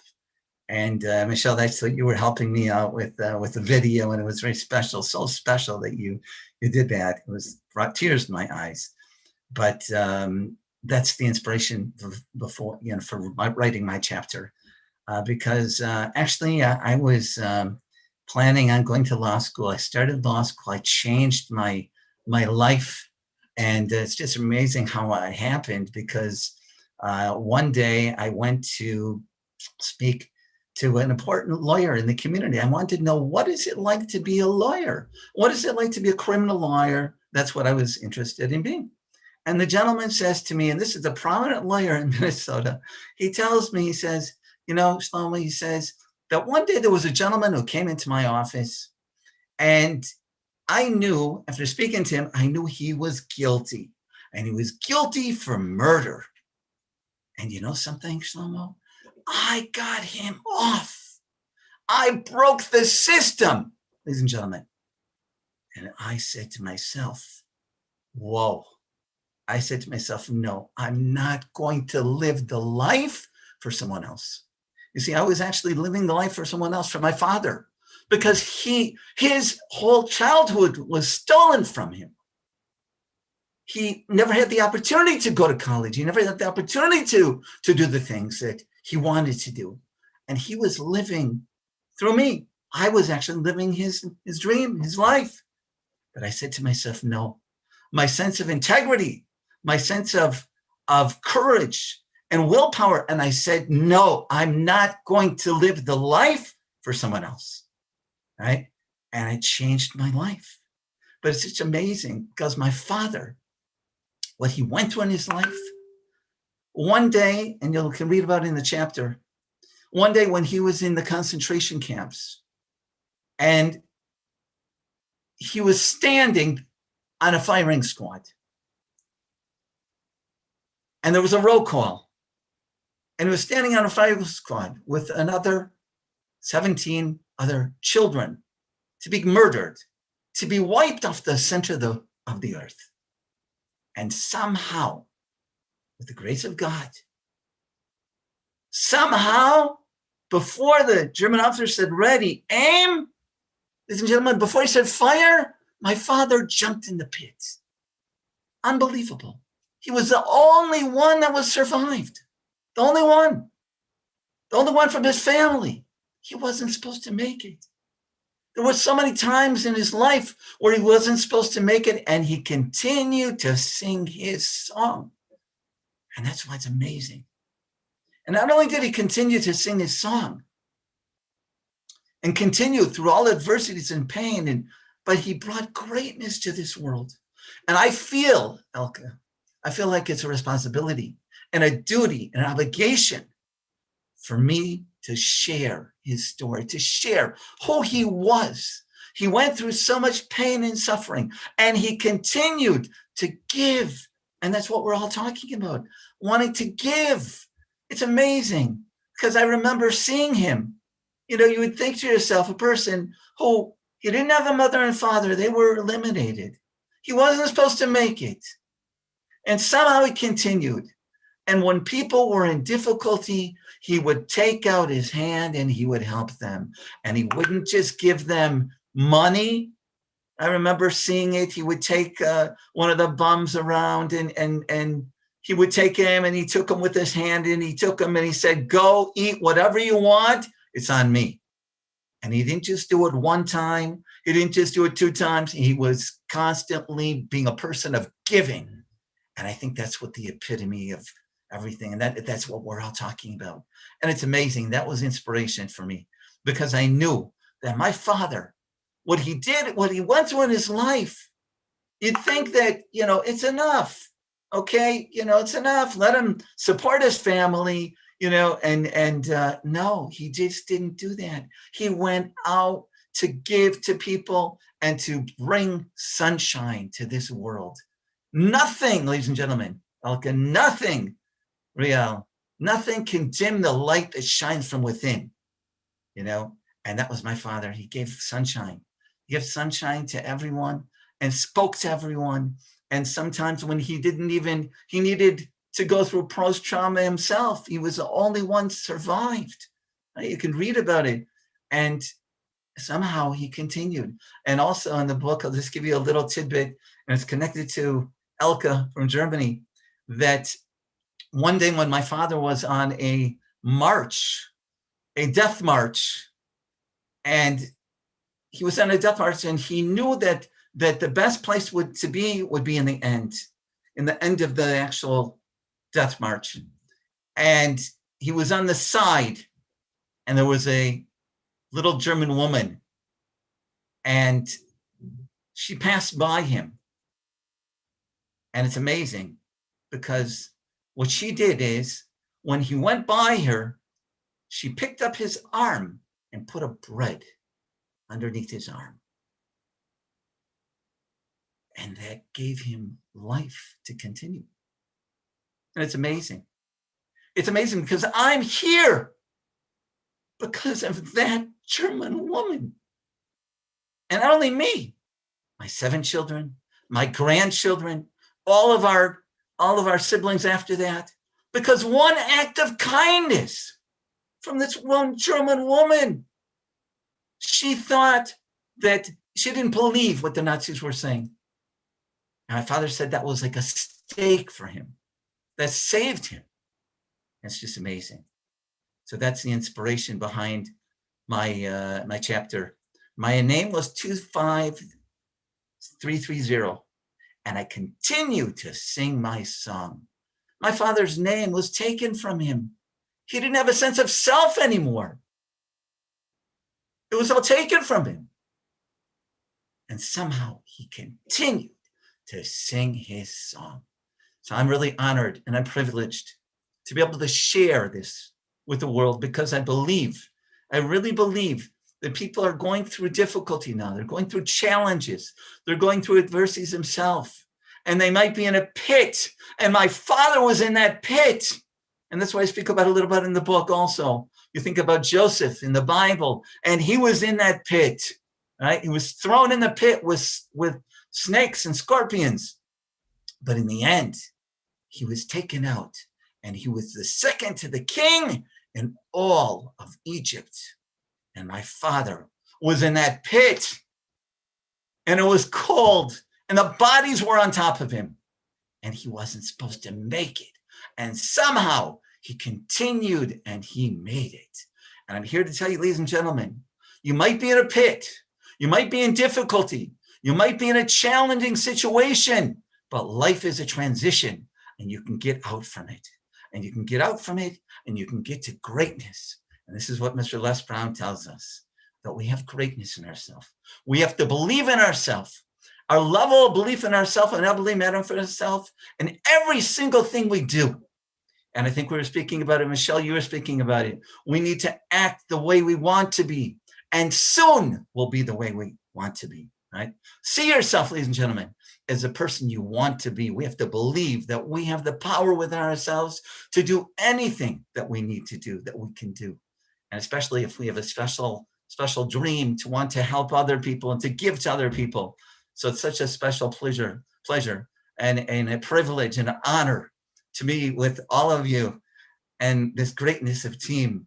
And Mpumela, that I remember when I was on your podcast, and I had the opportunity of being there, and on Pamela's podcast, and I was looking to see how many people have seen, this, the podcast, and I was looking at it, and it came to 1,800 people. So we don't know, ladies and gentlemen, how many people we could be affecting. As Melissa, as you were saying, we don't know how it can be affecting someone. But I'm here to tell you, ladies and gentlemen, you have to continue, because even if things are difficult, even if it's cold, even if you're in that pit, but look at my father. My father was in that pit with all of the bodies on top of him. He wasn't supposed to make it, and he came out and brought greatness to this world. And that's so special that I have the opportunity and I feel like a responsibility and a duty and obligation to tell the world about who my father was. So thank you so much. Thank you so much, Ms. Mpumela and all of us. It's really so special to be a part of this team, a part of this resilience to greatness. And I hope that we'll be able to truly give a lot of light to this world. Wow, thank you very much. You are inspiring. You are the voice of your father. And really, thank you very much that you shared this very heartful story. And we are connected in a special way. Yes. On the one side, and really this gave me goosebumps while I read your chapter and while you spoke right now. But when I first saw you on the Power Voice, you are so inspiring, and you are what you really are, the voice of your father. So this is what you embody, and this is what we can feel. And what you said, he wasn't supposed to make it. So your story will inspire, your chapter will inspire. So, and I'm so thankful and blessed to be in this with you, because our hearts are connected. And this is something else I want to add right now. It was said before, but we are connected by the color of blood and nothing else. And this is what I'm really blessed. And thank you very much, Shlomo, for sharing. And yeah, thank you very much. I'm really deeply touched right now. And yeah, thank you very much. And I'm happy and proud to introduce our next co-author. It's Joanna Kleyer. I hope I spell your name right. And your chapter is called From Victim to Champion. So please tell us more about your abstract and your motivation.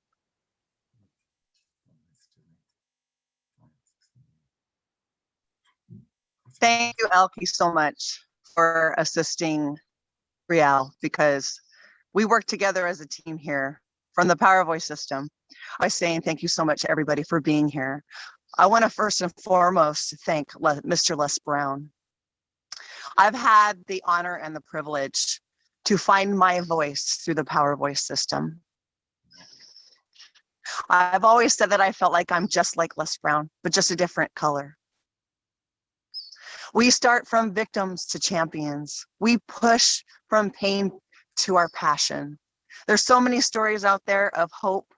There's so many stories out there about people who fall. But Les Brown does say, if you fall, fall on your back. Because if you can look up, you can get up. I'm here today to tell you guys, don't let your past define who you are. You are born as an individual. You are born with your own special qualities, your own special gifts. My chapter is about going from victim to champion. And the reason why I chose from victim to champion was because for years, I was a victim of circumstance. There's a lot of people out there that experience generational trauma. And that's one thing that I want to talk about today. We don't pick our parents. We don't pick the people that give birth to us. We are born as a gift. My mom always said, Joanna, you're a gift from God. She always told me as I was growing up that she was glad she had me. It was the best thing. I'm going to share a quick story. My mom had lost my brother in 1966 of cancer at age 7. And she got pregnant with me 3 years later. It was an accident, but she said it was not ever a mistake. When she was praying to God, she said, God, why am I pregnant? My husband's out of work. We just lost a child. And she was reeling. She said she prayed and I was in her belly and I kicked her right at that moment. And she's like, okay. I guess I'm supposed to be pregnant. We never know what life's going to bring to us. I talk about the word polarity. I learned that from Mr. John Tallarico. We have good and bad for a reason. Because if we didn't have good, we wouldn't know what bad is. If we didn't have bad, we wouldn't know what good is. It's just life. Miss Riel wanted me to talk about recovery from addiction. So I did my chapter. I sent it in. She sent me a message back stating, I want you to talk more about recovery. So in 2014, I was bullied at my workplace. I realized now that I was being triggered by somebody bullying me. And it's parallel to my childhood. In my house, there was a bully. In my dad's house, there was a bully.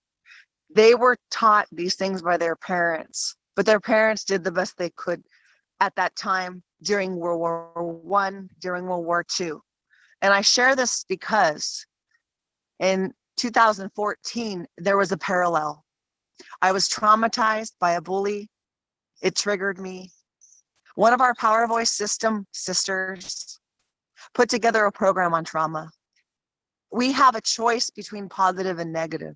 So she chose to say, instead of say triggered by a past history or triggered by somebody or person, place, thing, I'm in tune with it. So going back to adulthood, I'm going to go back to adulthood. Just because you're being triggered by a childhood pain doesn't mean you have to keep reliving it. So when you guys get a trigger, I want to teach people, don't say it's a trigger. Say, I'm being in tune with it. You can learn the tools on how to push through trauma. You can heal. Shrek says, we are like onions. We have layers. We have to peel back the layers one layer at a time. And there's been previous speakers that said, you have to believe in yourself.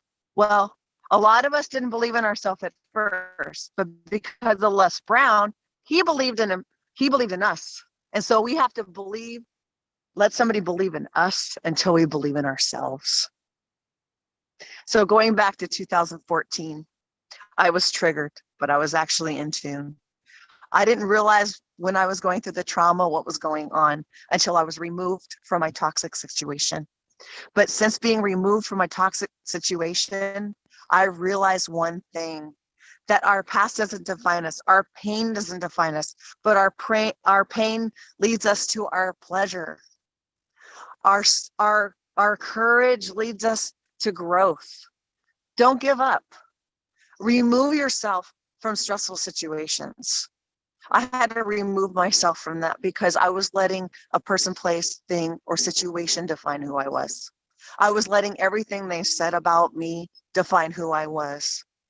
But thank God for recovery, because step one, we have to realize that our lives are unmanageable.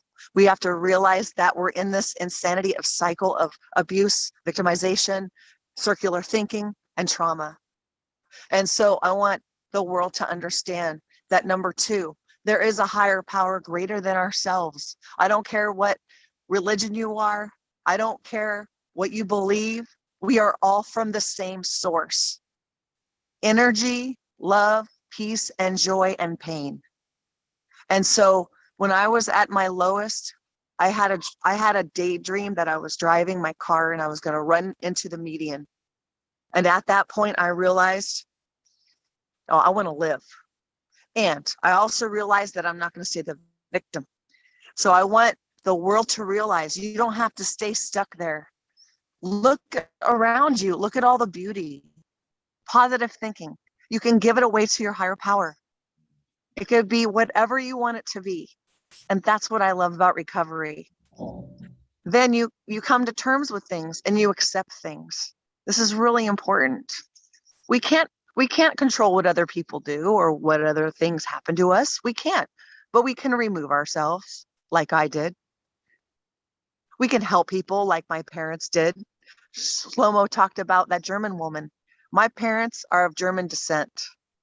And we came over, and my father's family, the Bricker, land in Pennsylvania. The city was called Brickerville. It was so amazing. But we started new, we started fresh, and my mom took care of the elderly her whole life. And she taught me to serve. So I want to share with the world how you can give your pain away to a higher power. You can write down your pain and replace it with pleasure. I want to teach people that they can listen to their inner voice. So all of us can go from victim to champion. Never give up. Number one, remove yourself from toxic situations. Surround yourself around positivity. There's something within us that drives us, and it's usually our past, the pain. That's why all of us are here from the Power Voice system. That's why Les Brown does what he does. And a lot of people do not know who he is. But I'm going to tell you one thing. He brought us to our voice. We're going to bring our stories to everybody else so they could share their voice. Yeah. And there's going to be healing around the whole world. Thank you for letting me share. Thank you so much, Riel, for letting me be a part of your book. A little bit long, I apologize. I love you all. I'm so glad to be a part of the family. Thank you. Thank you, Joanne. Enjoy your camping. I can see your background that you're busy out there. And thank you. Truly speaking, sharing your journey through your depression, bipolar disorder, and alcoholism, and how you overcame all that through recovery, self-love, meditation.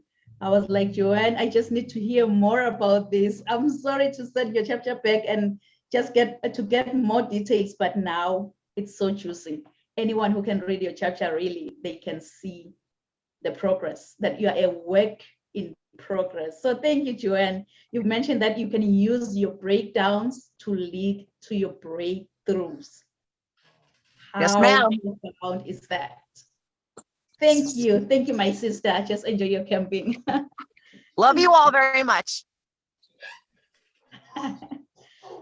So our next author, I call him an inspiration. Throughout the whole compiling, this man, I believe that each and every one of us here got a motivation from him. He was like, I will never ever give up until I win. We're coming back to Canada. My brother Nelson Baltija, take the stage, my brother.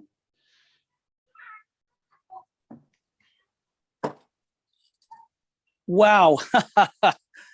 First of all, I just want to say thank you, Nompumelelo and Elka, for that wonderful introduction. And I'm Nelson Baltija, coming to you live from Toronto, Canada. And my chapter is When Adversity Attacks. But before I start, there's something I need to tell you and the entire planet. I am an imperfect soldier for Christ. And if it wasn't for him, I wouldn't be here today. And now that you've let me say that, and if you're going to let me stay a few more minutes, sit back, relax, because I have a story for you. Youths, teens, young adults, ladies and gentlemen, I want you to know that you're strong, you're smart, you're special, and you're in the right place at the right time. And now that we're all friends, can I ask you a question? I'm wondering if there's anyone out there who has ever had life hand you something you didn't expect. If your answer is yes, then we're kindred spirits, because I know how you feel. I felt the same way. You know, there's this word in the English language that is defined by a condition or a situation filled with calamity, misfortune, and distress. And that word I'm talking about is adversity. Adversity. Adversity. Adversity truly introduces a person to themselves. And when it does, there are only two outcomes: conquer or crumble. My friends, there's a sentence that I'd like to share with you, a sentence that has been a part of my life since I've been a little kid. And it goes like this: gems, precious gems, can't be polished without friction, nor human beings without trials or tribulations. I'll say it again. Gems, precious gems, can't be polished without friction, nor human beings without trials and tribulations. You see, I was lucky enough to climb that mountain of ambition and success, get to the top, enjoy the view for a while, only to come crashing down, spiraling down, losing everything I had ever worked for in a blink of an eye. Humbling, so humbling. I'll never forget this. You know, I was lucky enough to build a thriving physical therapy private practice that specialized in injury assessment, treatment, and rehabilitation. And it was May 2016, and we were on the second floor of my studio loft. My staff and I, we were celebrating, clanging those champagne glasses, which were secretly filled with Diet Coke, because we were at work. We were secretly celebrating because we had reached this monumental goal. We were living the dream. We were on cloud nine. It was amazing.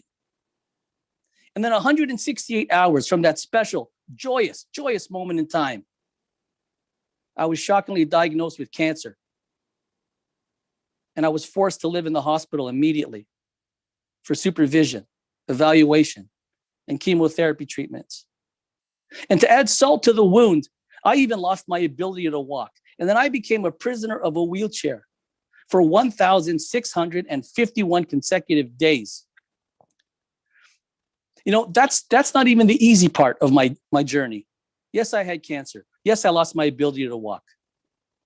But during the years of 2016, 2017, I was forced to live in five different hospitals because I couldn't be at home. And my very, very first cancer doctor, let's call him Dr. K. Dr. K gave up on me and told me and my family that there was nothing he or the hospital could do for me, and that I was terminal, and that he was going to put me in the palliative care unit so that way he could ensure that I would be comfortable and pain-free in my remaining days. I'm not going to lie to you. When I heard that, it's like a sword had swooped and cut me right through at the legs, and my life flashed before my eyes. But then I promised myself, I said, God, if I am going to die, I'm going to leave this planet. chasing one more undying goal, regardless if adversity had me by the ankles and they were trying to pull me down. I just didn't know what that was yet. But then one night, as a tear was going down the right side of my face as I was staring at my clock, it was 6:53 a.m. in the morning. An idea came to my mind, was to write a blog. I know, a blog, but not for vanity reasons. You see, at that moment in time, I had a 6-year-old nephew, a 5 and 3-year-old niece, 2 brand new born twins who I loved dearly, but I knew I wasn't going to get a chance to see them grow up, and it broke my heart. So I thought I'd write this blog, which would house my thoughts, my dreams, my ideas, conversations that I would have with them if I knew I'd be alive. And the reason I wrote this blog was it gave me purpose. It gave me a reason to wake up in the morning. And I wanted to leave it behind for them. So that way I could still be a part of their lives after I passed away.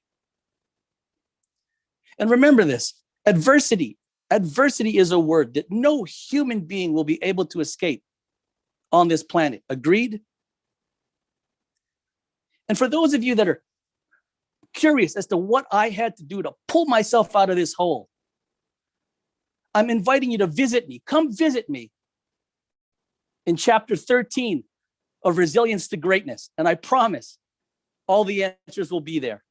I'm the proud son of the late, great Mr. Gregorio Beltejar, who passed away, and that's his picture over my left shoulder, who was a man of humble beginnings, who weathered every single storm that life threw at him, never once complaining, criticizing, or condemning, and was living proof that dreams can come true. And my friends, remember this, gems, precious gems, can't be polished without friction, nor human beings without trials and tribulations.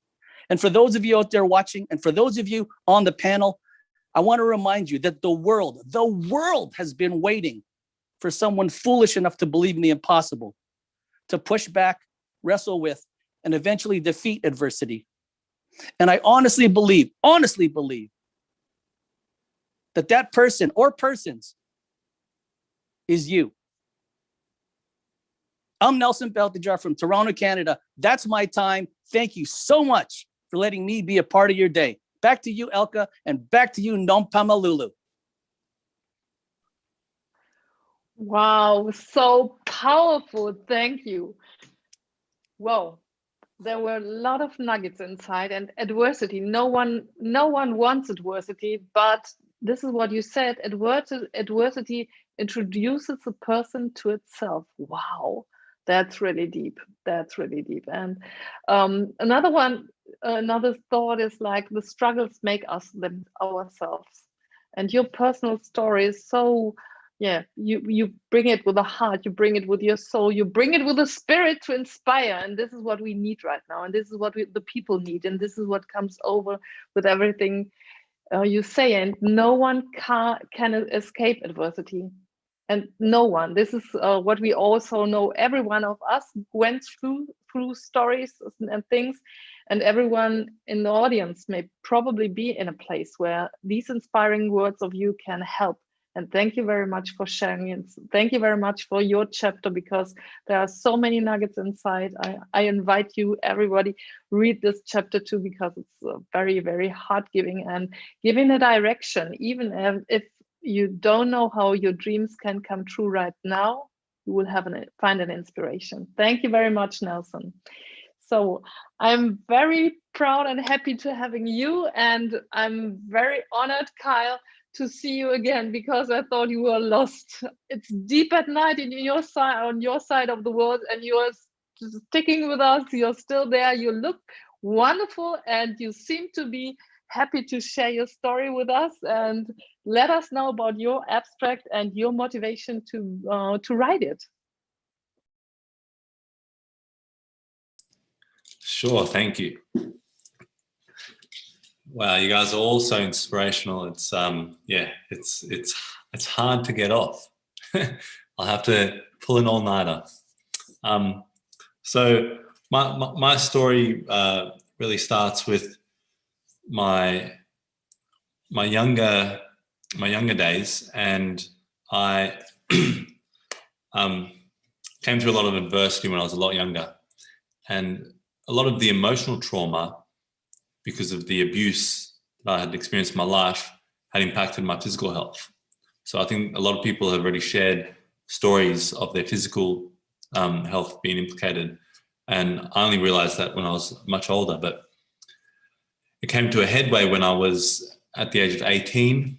I was coming home from the gym one night because I was very much into rugby union, which is I guess more of an Australian English sport, a bit like gridiron. And I was coming home, from a good session, and all of a sudden I got really, really hot. And so I stripped all my clothes off.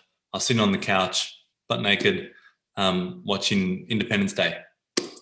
And then all of a sudden, I got really, really cold, and I chucked everything on, chucked over here, we call it a doona, which is a big blanket. So I chucked that blanket on, and I covered myself up. And so that was the first sign. And so, I was only 2 months out of high school at this time. So, I was still into rugby, into exercise, and I was very fit. I was playing rugby Saturday and Sundays. And so, I didn't know why I was getting sick, but that was the first time I'm getting sick. The next night, I went to get some ice from the fridge, and then I collapsed on the ground. And I laid there for about 20 minutes. And I was conscious, I was aware, but I couldn't move. I couldn't physically move my body. So the next night came, and, I was chucking up a lot, I was vomiting a lot. And I went to a doctor, and the doctor said, look, I think you've got gastro, take these tablets, you'll be fine. So I took the tablets, went home, took the tablets, and I threw up straight away. So I said, look, there's something seriously wrong here. I need to go to hospital. I eventually went down to where I used to live, where I lived with my grandparents. And there was this lovely old Chinese doctor. And I remember years and years earlier, he gave me this beautiful book, and it was titled Hope. And it had these beautiful landscapes in it, and it had these little quotes of hope all through the book. So he was more than just a doctor. He was something special. And he said, look at these tips on the ends of your fingers. I said, yeah. He said, you know what those are? I said, no. He said, you've got a bug eating your heart. You've got a bug eating a hole into your heart. And so for me, that was a shock. And, I was pretty sick at the time. So it didn't really register, but so these red dots, on the ends of my fingers. So I got rushed to the hospital. I was down the bottom of the hospital, and then all of a sudden, I couldn't go to the toilet. And the nurse came over and said, Kyle, what are you doing down here? You're supposed to go straight through the ICU. The reason you can't go to the toilet is because your organs are shutting down, your body's shutting down. So I got moved on to ICU. I had, the doctor said, we're going to put a pipe down your throat and you're going to go to sleep now. And so I was put into an induced coma. My family were told that I had 33% chance of making it out of the hospital alive. And they wanted to operate. And my grandparents were there, and my mother was there, and she made the call. And she called my stepfather, who was in Ireland at the time. And my stepfather was someone who raised me, but he was a chiropractor, and he also had a lot of knowledge around health, natural health, and different modalities. And she called him, told him the situation. And from there, he said, look, you're there, you decide where you want to go. But my honest opinion is that I think he's too weak to operate. So this is where the story takes a turn.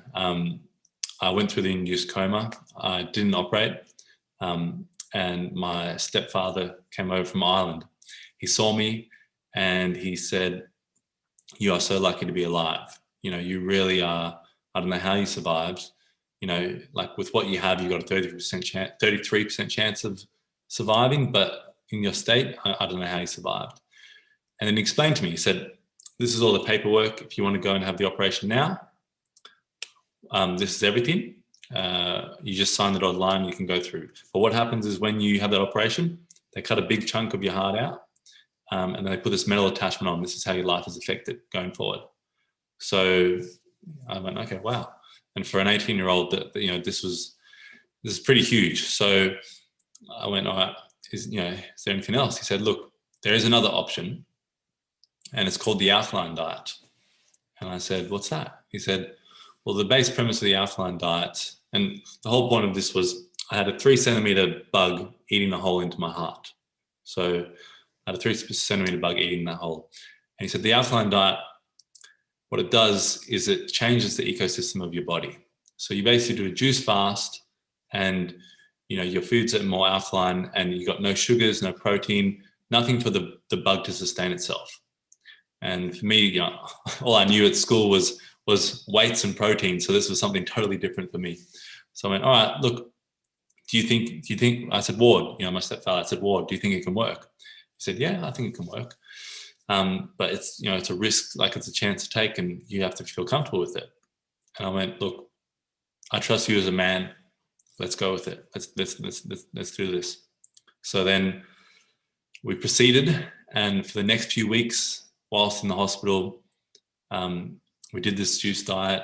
I started doing these meditations, started doing these visualizations, pulling my heart valves together, all this sort of intention, all these things that were totally out of my comfort zone, whilst I was in the hospital with other people. And then at the 3-week mark, the professor came in and said, we said, what's the details? What's the details? And what had to happen was I had to get that bug under 0.5 centimeters. And for weeks and weeks, a lot of people were kind of pressuring me to operate and concerned with my decision, and, obviously worried for my health. And there were a few people that were kind of in my corner with what we were trying to do. And then eventually at the 3-week mark, it came back, and the bug was at 0.2 centimeters. So it was no longer an issue, and we had healed the heart. Now, obviously from that situation, the bug was gone, but the heart valves weren't closing properly. So I had to go and continue to heal my heart for a year. Then I had to go and have surgeries, and it's not a one and done thing. It's something that you continue on for the rest of your life. So that experience has really shaped me. It's the reason why, I'm writing the book, Decide Your Destiny. It's the reason why I'm on this, brilliant call with all you people for resilience to greatness. And it's the reason why I really believe in giving people permission to be the authority of their own life and decide their own destiny, and really, dig deep into the heart and soul of every person, and giving them the opportunity so that they can succeed in their life in the way that they envision. So anyway, that's me. Thank you, guys.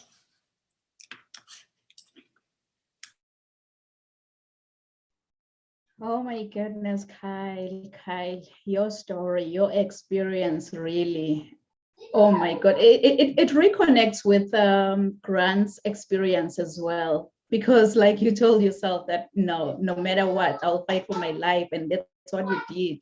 And I believe like it's all about the mindset. Once you believe, you become. So you told yourself that, you know what, I'm gonna heal from this. I'm gonna get back to my normal, and it actually happened. So thank you so much, Kyle, for sharing such a timely, needed chapter in the book. Thank you so much, my brother.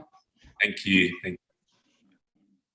So our next speaker, it's gonna be Marianne Ruse in the beautiful Hawaii. So my sister, you can take the stage. The stage is all yours. And I've got good news for you. Your orders have been shipped, by the way. Hawaii, you're gonna be receiving all of your books July 14th. So I'm so excited about this. You can take the stage, my sister. Oh, fabulous, super excited. Aloha, everyone, and good morning, good morning.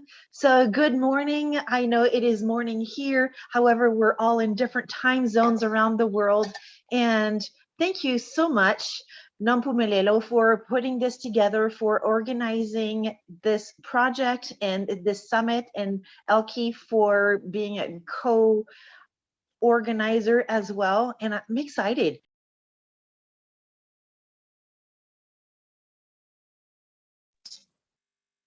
It is amazing. It is amazing that we can all be so far apart and yet we're all here together. And I'm excited to be here with you for a few minutes.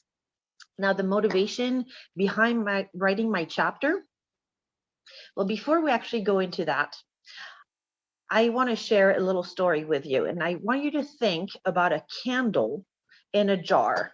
So for example, here I have a candle in a jar. Maybe you're thinking about a candle that has the apple pie scent, to where when you light it, it makes your home smell wonderful like apple pie. And what happens is when you have your candle lit, you have that beautiful fragrance. And when you put the lid back on, it snuffs out slowly that light. And sometimes experiences in life can feel just like that, to where you have a lid that is snuffing your light. And the story that I share in Resilience to Greatness is a story where I felt like the lid was snuffing my life. And that is also where I learned the most powerful lessons. So I'm not going to tell you the story right now, but what happened changed my life. In the blink of an eye, my world was flipped upside down, and I was into a dark place of hopelessness and despair. I was 18, and just like the candle in a jar, my flame was going out unless I removed the lid. And I got to a point where I did not even want to remove the lid. So if you have been there, I want you to think about, what was it that helped you through? What was it that helped you to remove that lid so that you could shine your light again? If you are there right now, I want you to know that you are not alone. You are stronger than you realize, and you will make it through. So what was my motivation for writing this piece? Well, many of us here are part of the Power Voice program with Les Brown. And after the session that we would have with Les Brown every week, John Tallarico would stay on and answer any questions that we had. And it was during one of those after lesson sessions to where we kept on learning more and more. What we were talking about was, what was that pivotal moment that changed your life? And for me, that story that I share in Resilience to Greatness is one of those pivotal moments when I was 18. And I just did not know how to share it. I did not know how to share it without just bawling and it being a therapy session for myself. But I did realize at that time that sharing was very important, because it could actually help somebody else going through challenges that they're going through in their life. I didn't see it at first, though, way back then, but over the years, I did learn that there are blessings, that there are strength, and that there are lessons to be discovered in all of our own experiences. And at that time, that was my hardest moment. And at times, the hardest moments are where we discover the most powerful lessons. So if your nest is being shaken, great things are about to happen. If your nest is being shaken, you are about to soar. If your nest is being shaken, you are in the right place. I know that you will find golden nuggets in my story. I know that you will find golden nuggets in each and every story that is in Resilience to Greatness. My name is Marianne Roos, and I thank you for being here.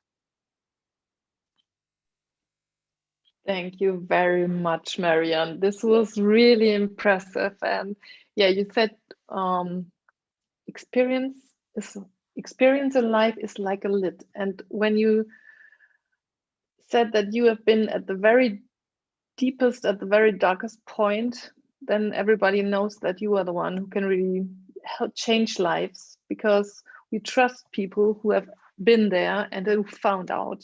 So this is the steps you are sharing in your chapter. And the most powerful lesson. That's the name of your chapter. And something else you said is really in my head. And this I know this. And when your nest is shaking, you can't believe that this moment is good for you, and you give the hope that this will be like this. And thank you very much for sharing this moment and your words, and also for having a little outlook, a little preview on your chapter. So this is word. Yeah, and now I'm privileged to invite Real to talk about her chapter and to talk about everything that made her write her chapter, her part of the book, and invite us her motivation for this wonderful book, Resilience to Greatness, which she's a part of too, of course. So please, Real, share your story with us. Thank you so much, my sister. Thank you. Thank you. You know, excuse me, like outside is just disaster. I don't know what they're doing, but yeah, it's disaster. But hopefully I'm gonna be able to speak. You know, usually if I have something to present, I usually prepare a speech, but for today, I haven't prepared anything because I believe that we're all destined for greatness here. And inside of every one of us, God has put seeds of excellence. Those seeds are supposed to grow and flourish. But many people have become crippled by their past encounters, and some have stepped over other people to get to the top. But I believe that God has a better plan for every one of us. Your objective is what you are designed for and the reason why you live today. With God, I believe that we're all destined for greatness as long as we follow his strategy. This is when the growth commences, because discovering your gifts and following God's idea will make you understand that you have everything around you to reach to your full potential. So I wrote, actually, this introduction that I wrote in this book was the last chapter on my book, because I felt like, you know what? Let me just come up here and bounce back to life, to greatness, really. So I ended up like writing Resilience to Greatness as the last chapter of my book, because my everyday inspiration, Mr. Les Brown, he once said, if you had to die today, at this very moment, at this hour, what dreams, what ideas, what visions, what goals, what talents, what skills, and what books will die with you? And he also continued that the richest place on this planet is the cemetery, because that's where all the dreams, all the visions, all the goals have been buried. I know Dr. Miles Monroe also say the same thing. So I'll just put them together as one. But with me listening to this message, good people, it just gave me sleepless nights, and I started journaling Rise to Greater Heights book. And I was able to publish my book within 45 days because it's all about the mindset, like I've mentioned, it's all about the mindset. Once you believe, you become. So I told myself, you know what, I'm giving myself, like Melissa mentioned, that you'll have to set goals for yourself. That's what I did. I set goals. As many of you know that I am in the travel industry. So when the pandemic started, everything was kind of a standstill. So I had enough time to journal my book. So I covered leadership, empowerment, being purpose-driven, mentorship, coaching, resilience to greatness, and many, many more topics, including spiritual growth, because I think whoever said that the sky is the limit was wrong. I have always said it over and over and over again, without a doubt, that the sky is no longer the limit, but our point of view. So we all need to rise to greater heights. Because growing up, like many, I didn't have much because my father decided to have an early departure from this planet Earth. But I had everything because of my mama's love. So my resilience, really, it transformed into greatness. So thank you so much, amazing co-authors. You've been the driver in this. Otherwise, without you, it could have not been possible. So I appreciate each one of you, your dedication, really, your energy. I appreciate every one of you. So thank you. Thank you very much, Rea, because you called and you invited us with a big heart, with a lot of energy, and sometimes as a good mom and sometimes as a driver too. So thank you very much for keeping us on this and for having all of us within, and yeah, being proud to be co-authors of the Resilience to Greatness book. And I'm so happy. I arrived yesterday, and you can see, you can, if you already can see it, you want to have it, I know it. So you can, yeah, you will get one. So thank you very much for all your time. We've nearly been in the time for 3 hours right now, and let me be honest, I enjoyed every minute. I enjoyed listening to all of you. I enjoyed being in this family the whole time, because there's a kind of communication that was always full of respect and the power to go forward together. So this is what connected us. And thank you very much for you, the one who listened outside somewhere in the world at any time right now, for your time, because maybe you can go back if you watch it on YouTube and listen to something you've maybe heard before, but which drops to you from someone else and changes something in your life. So we invite you to listen to this again, to buy the book. You can still get it on resiliencetogreatness.com. Oh, is it right? No, risetogreaterheights.com. I'm sure it's in the show notes. This is my running gag. So if you want to, you have to find out, but it's worth it. So thank you very much for your time. Thank you very much to Real, because you have given the heart to all of this. Thank you to all of you co-authors, because we didn't know before, but we didn't know each other before, but we are a kind of family. We push each other, we are there for each other. Everyone has different skills, and these skills together make this project a really special thing. And I'm so honest that this will change lives. And the book stays. This is something that came to my mind after a time, because there was pressure to do everything in time. And it was a hard step, because, oh, I've got another idea, let's do this. And we did all this. And now this book stays. And this is very amazing about this. Yeah. So our stories, your stories can be shared. And the amazing thing about this, I can see you, lighten up your hands. This is a mixture you will never find again. With young, with old, with experienced, whatever, different angles to go on this. So thank you very much. I think you will make a little wrap up. You have the chance to grab the book on resiliencetogreatness.com with a coupon right now. Yeah. Yeah. Right. Yeah. Yeah. Okay. So I give it to you, Real, to make a little wrap up, or? Yes, yeah, the book is available on risetogreaterheights.com with a discount code RISE21. So if you want that 10% discount, you better go out there, grab the book. At the moment, we're just going to take a break, and we're just going to chat a little bit before we move to the next step. We still have enough time before 12 noon. So I'm just going to share my screen, and we're going to take a break.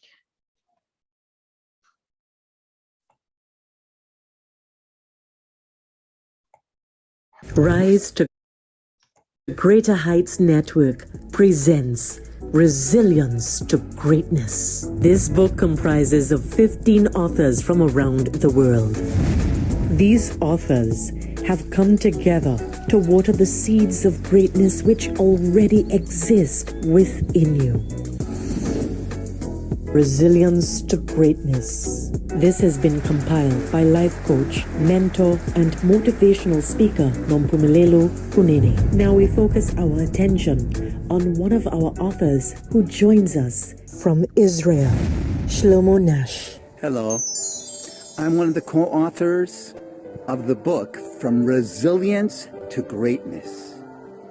My chapter is My name was 25330, and I continue to sing my song. Shlomo's father, Joseph Nash, was a survivor from Nazi Germany who lost everything, including his name. A young boy who went from the inferno of death, from the excruciating pain and suffering, to continue to sing his song. Never give up is the potent message that Shlomo shares. Though he wrote a story about doom and darkness of another world, he shares how his father's courage and fortitude led him to pursue greatness. Although soon all the Holocaust survivors will be gone, the name Joseph Nash will give strength to all those who hear it. All those who are going through challenges and adversities in their lives will be reminded to never give up. Resilience to Greatness, chapter My Name Was number 25330. Available now at risetogreaterheights.com. My name is Shlomo Nash. Bye. Have a wonderful day from Jerusalem, Israel.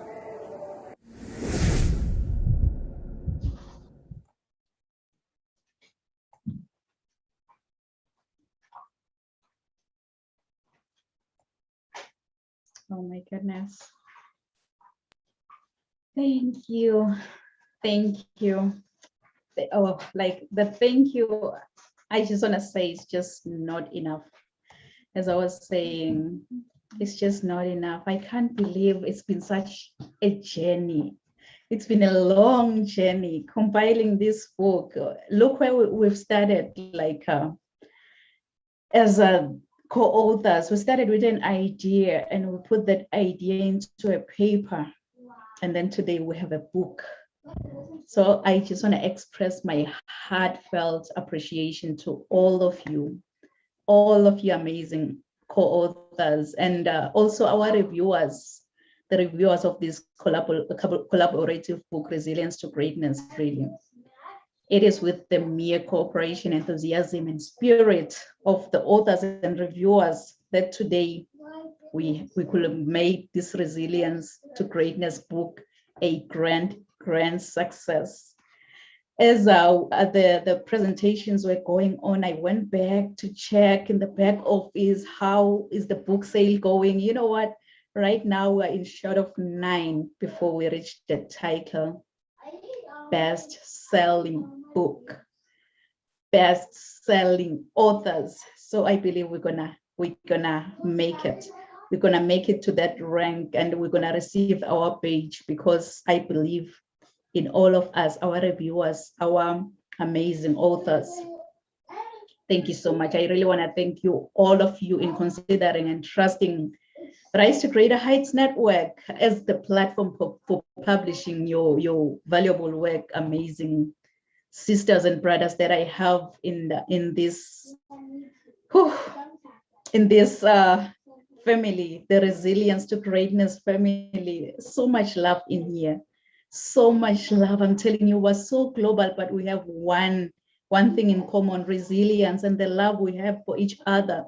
We've got each other's back. We fix each other's crown. And I believe that this is just not going to be the end of a collaboration. More and more collaborations are just coming out of this. So I just want to thank you, amazing authors, for your kind cooperation, and you've extended the kind of cooperation that you've extended during the various stages of processing our manuscript. Really, for the success of any book, reviewers are also an essential part of it. So our amazing reviewers from Germany, USA, Australia, Canada. Oh, I'm losing count. I'm really losing the count when I think of our reviewers. Really, they've just made this work to be a great success. So thank you, our reviewers. Our merit, sincere appreciation goes to you.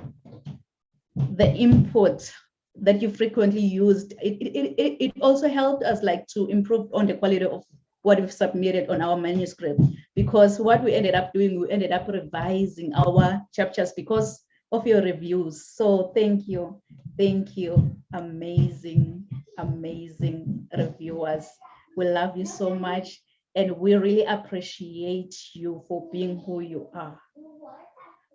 For me, really, it will be so inappropriate if I can fail to mention the tireless efforts of Elk, Cruz, and Nelson Beltiger for being the definition of the energy.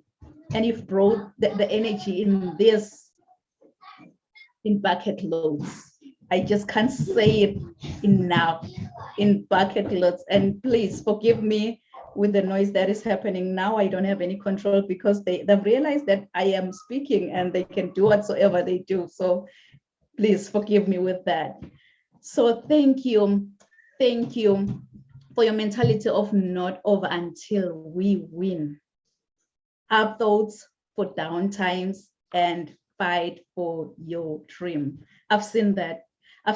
Thank you, Pamela Henkel, Shlomo Nash, Marianne Roos. Your energy level was way up there. The success in this book has really been a motivation and an inspiration for me just to continue compiling the book, because you didn't give up on reaching on your target. So thank you so much. Melissa, Michelle, O'Dane, Nico.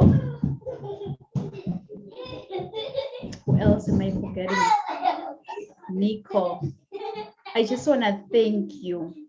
I really want to thank you for being able, you just brought this spirit here that we all rise together, and we rise by lifting each other up. Grant, Raphael, Kyle, who else am I forgetting here? Okay. Joanne, oh my God, your spirit, your love, your kindness, really, Aliel, it's really, really amazing. So thank you so much for being such an inspiration. I'll go on and on and on, but I would like to mention it again. Thank you to all of our co-authors for your dedication, hard work, and support. And to our reviewers, we are on our way for reaching that title for best-selling book because of your support. We're going to share the news with you, and please forgive us for delaying on shipping the books to your addresses. But after this book launch, you will receive all of your books, and thank you for your patience. We really appreciate your positive and constructive comments that you've suggested on our manuscripts. So thank you. I'm getting so emotional right now, so I'll just leave the floor to our amazing co-authors just to share their gratitude and acknowledgement, and then we're gonna wrap up. Oh, and Debbie Holbrook, thank you, my sister. I think I forgot you. Thank you, my sister, for being such an inspiration, your support, your dedication. So thank you so much. Melissa Burnside, I think I've mentioned, yeah, I've mentioned you. I hope I haven't forgot anyone. If I happen to forget your name, please forgive me. I didn't do it intentionally. I love you all. I just wanted to say, Rial, I am blessed, and every other person that ever is touched by you is better because of you. We are better together, and we are going to bless the world and help each other rise together. So thank you so much. This opportunity has been out of this world. Thank you. Thank you, Rial. I'm crying over here with you, sister. Wow. To be a leader as you are, I'm so grateful to have you as our fearless superwoman leader. You are wonderful, and we love you very much. Thank you so much. Thank you.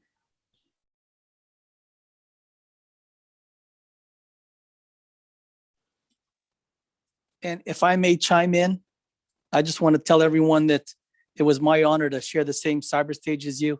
But to Nompumilelo, our fearless leader, I want to say thank you. Thank you for chasing the dream, turning it into a reality, and bringing all of us along with you. Thank you. Thank you, my brother.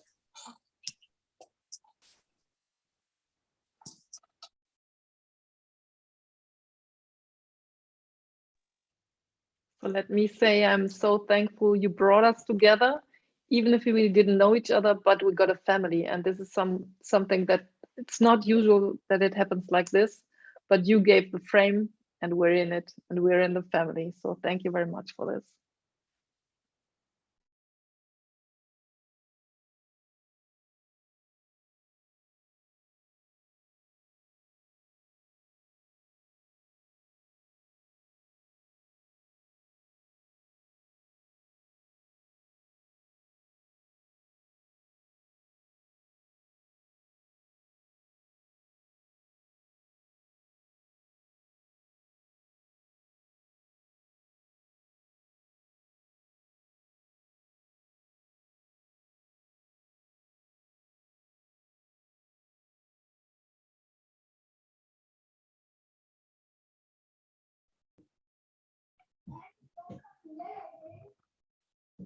We can't hear you, Michelle. I just said an essay, but I wanted to say thank you so very much, Rial Kunene. It has been an awesome pleasure. Thank you for connecting us and bringing us together with this book. And I know we would have so many other connections as well. It's great to be able to form this family of like-mindedness. Also want to say thank you to Elkie Press. You were an awesome host. It was a pleasure. And thank you to each of you. It has been a true honor. Thank you.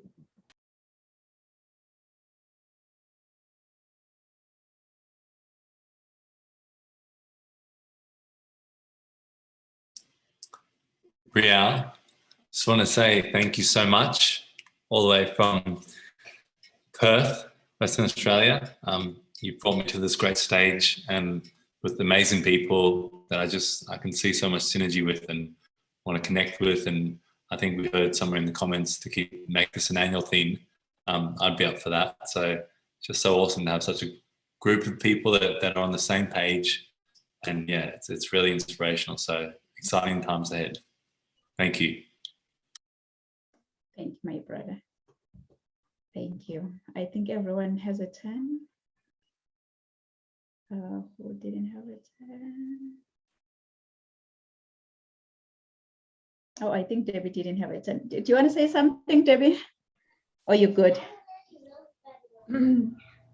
Thank you. I mean, 9 books away from being a best-selling author. That's like one of the bucket list things, right? That's like way up there. So thank you for that. Thank you for believing in me, and thank you for believing in all of us. One thing I've learned about having an online business and leading and teaching is you got to have a little bit of influence. And that's really what it takes. I put a lot of feelers out there, like there's this amazing book. It's almost available. You should buy one. And I really figured out that, it does take a lot to get that goal. We're going to keep working, right? We're going to keep rocking this. We're going to keep promoting it, and we're going to get there. The 9 is no big deal. We'll get there today. Let's do this today. Thank you. Thank you. Hey, thank you, Nompumilelo, for this amazing opportunity. And it feels like an honor to be in the crowd or in such an amazing movement with so many incredible individuals. I take it as the first step one of my first step on a launching pad for greater things to come. And so I just want to thank you guys and thank you for your story. Thank you for your inspiration. Thank you, Nompumelelo, for seeing in me what I did not want to recognize in myself. Thank you. Thank you, Odin. Thank you. You know, to our amazing viewers who are online right now, thank you so much for joining us today at the book launch for Resilience to Greatness. I believe after hearing the nuggets that each and every author shared with you today, you've been really inspired, motivated, and ready to transform your resilience to greatness. So join us next time whenever we have a book launch like this at the same platform, same time. Thank you. Merci. Siyabonga.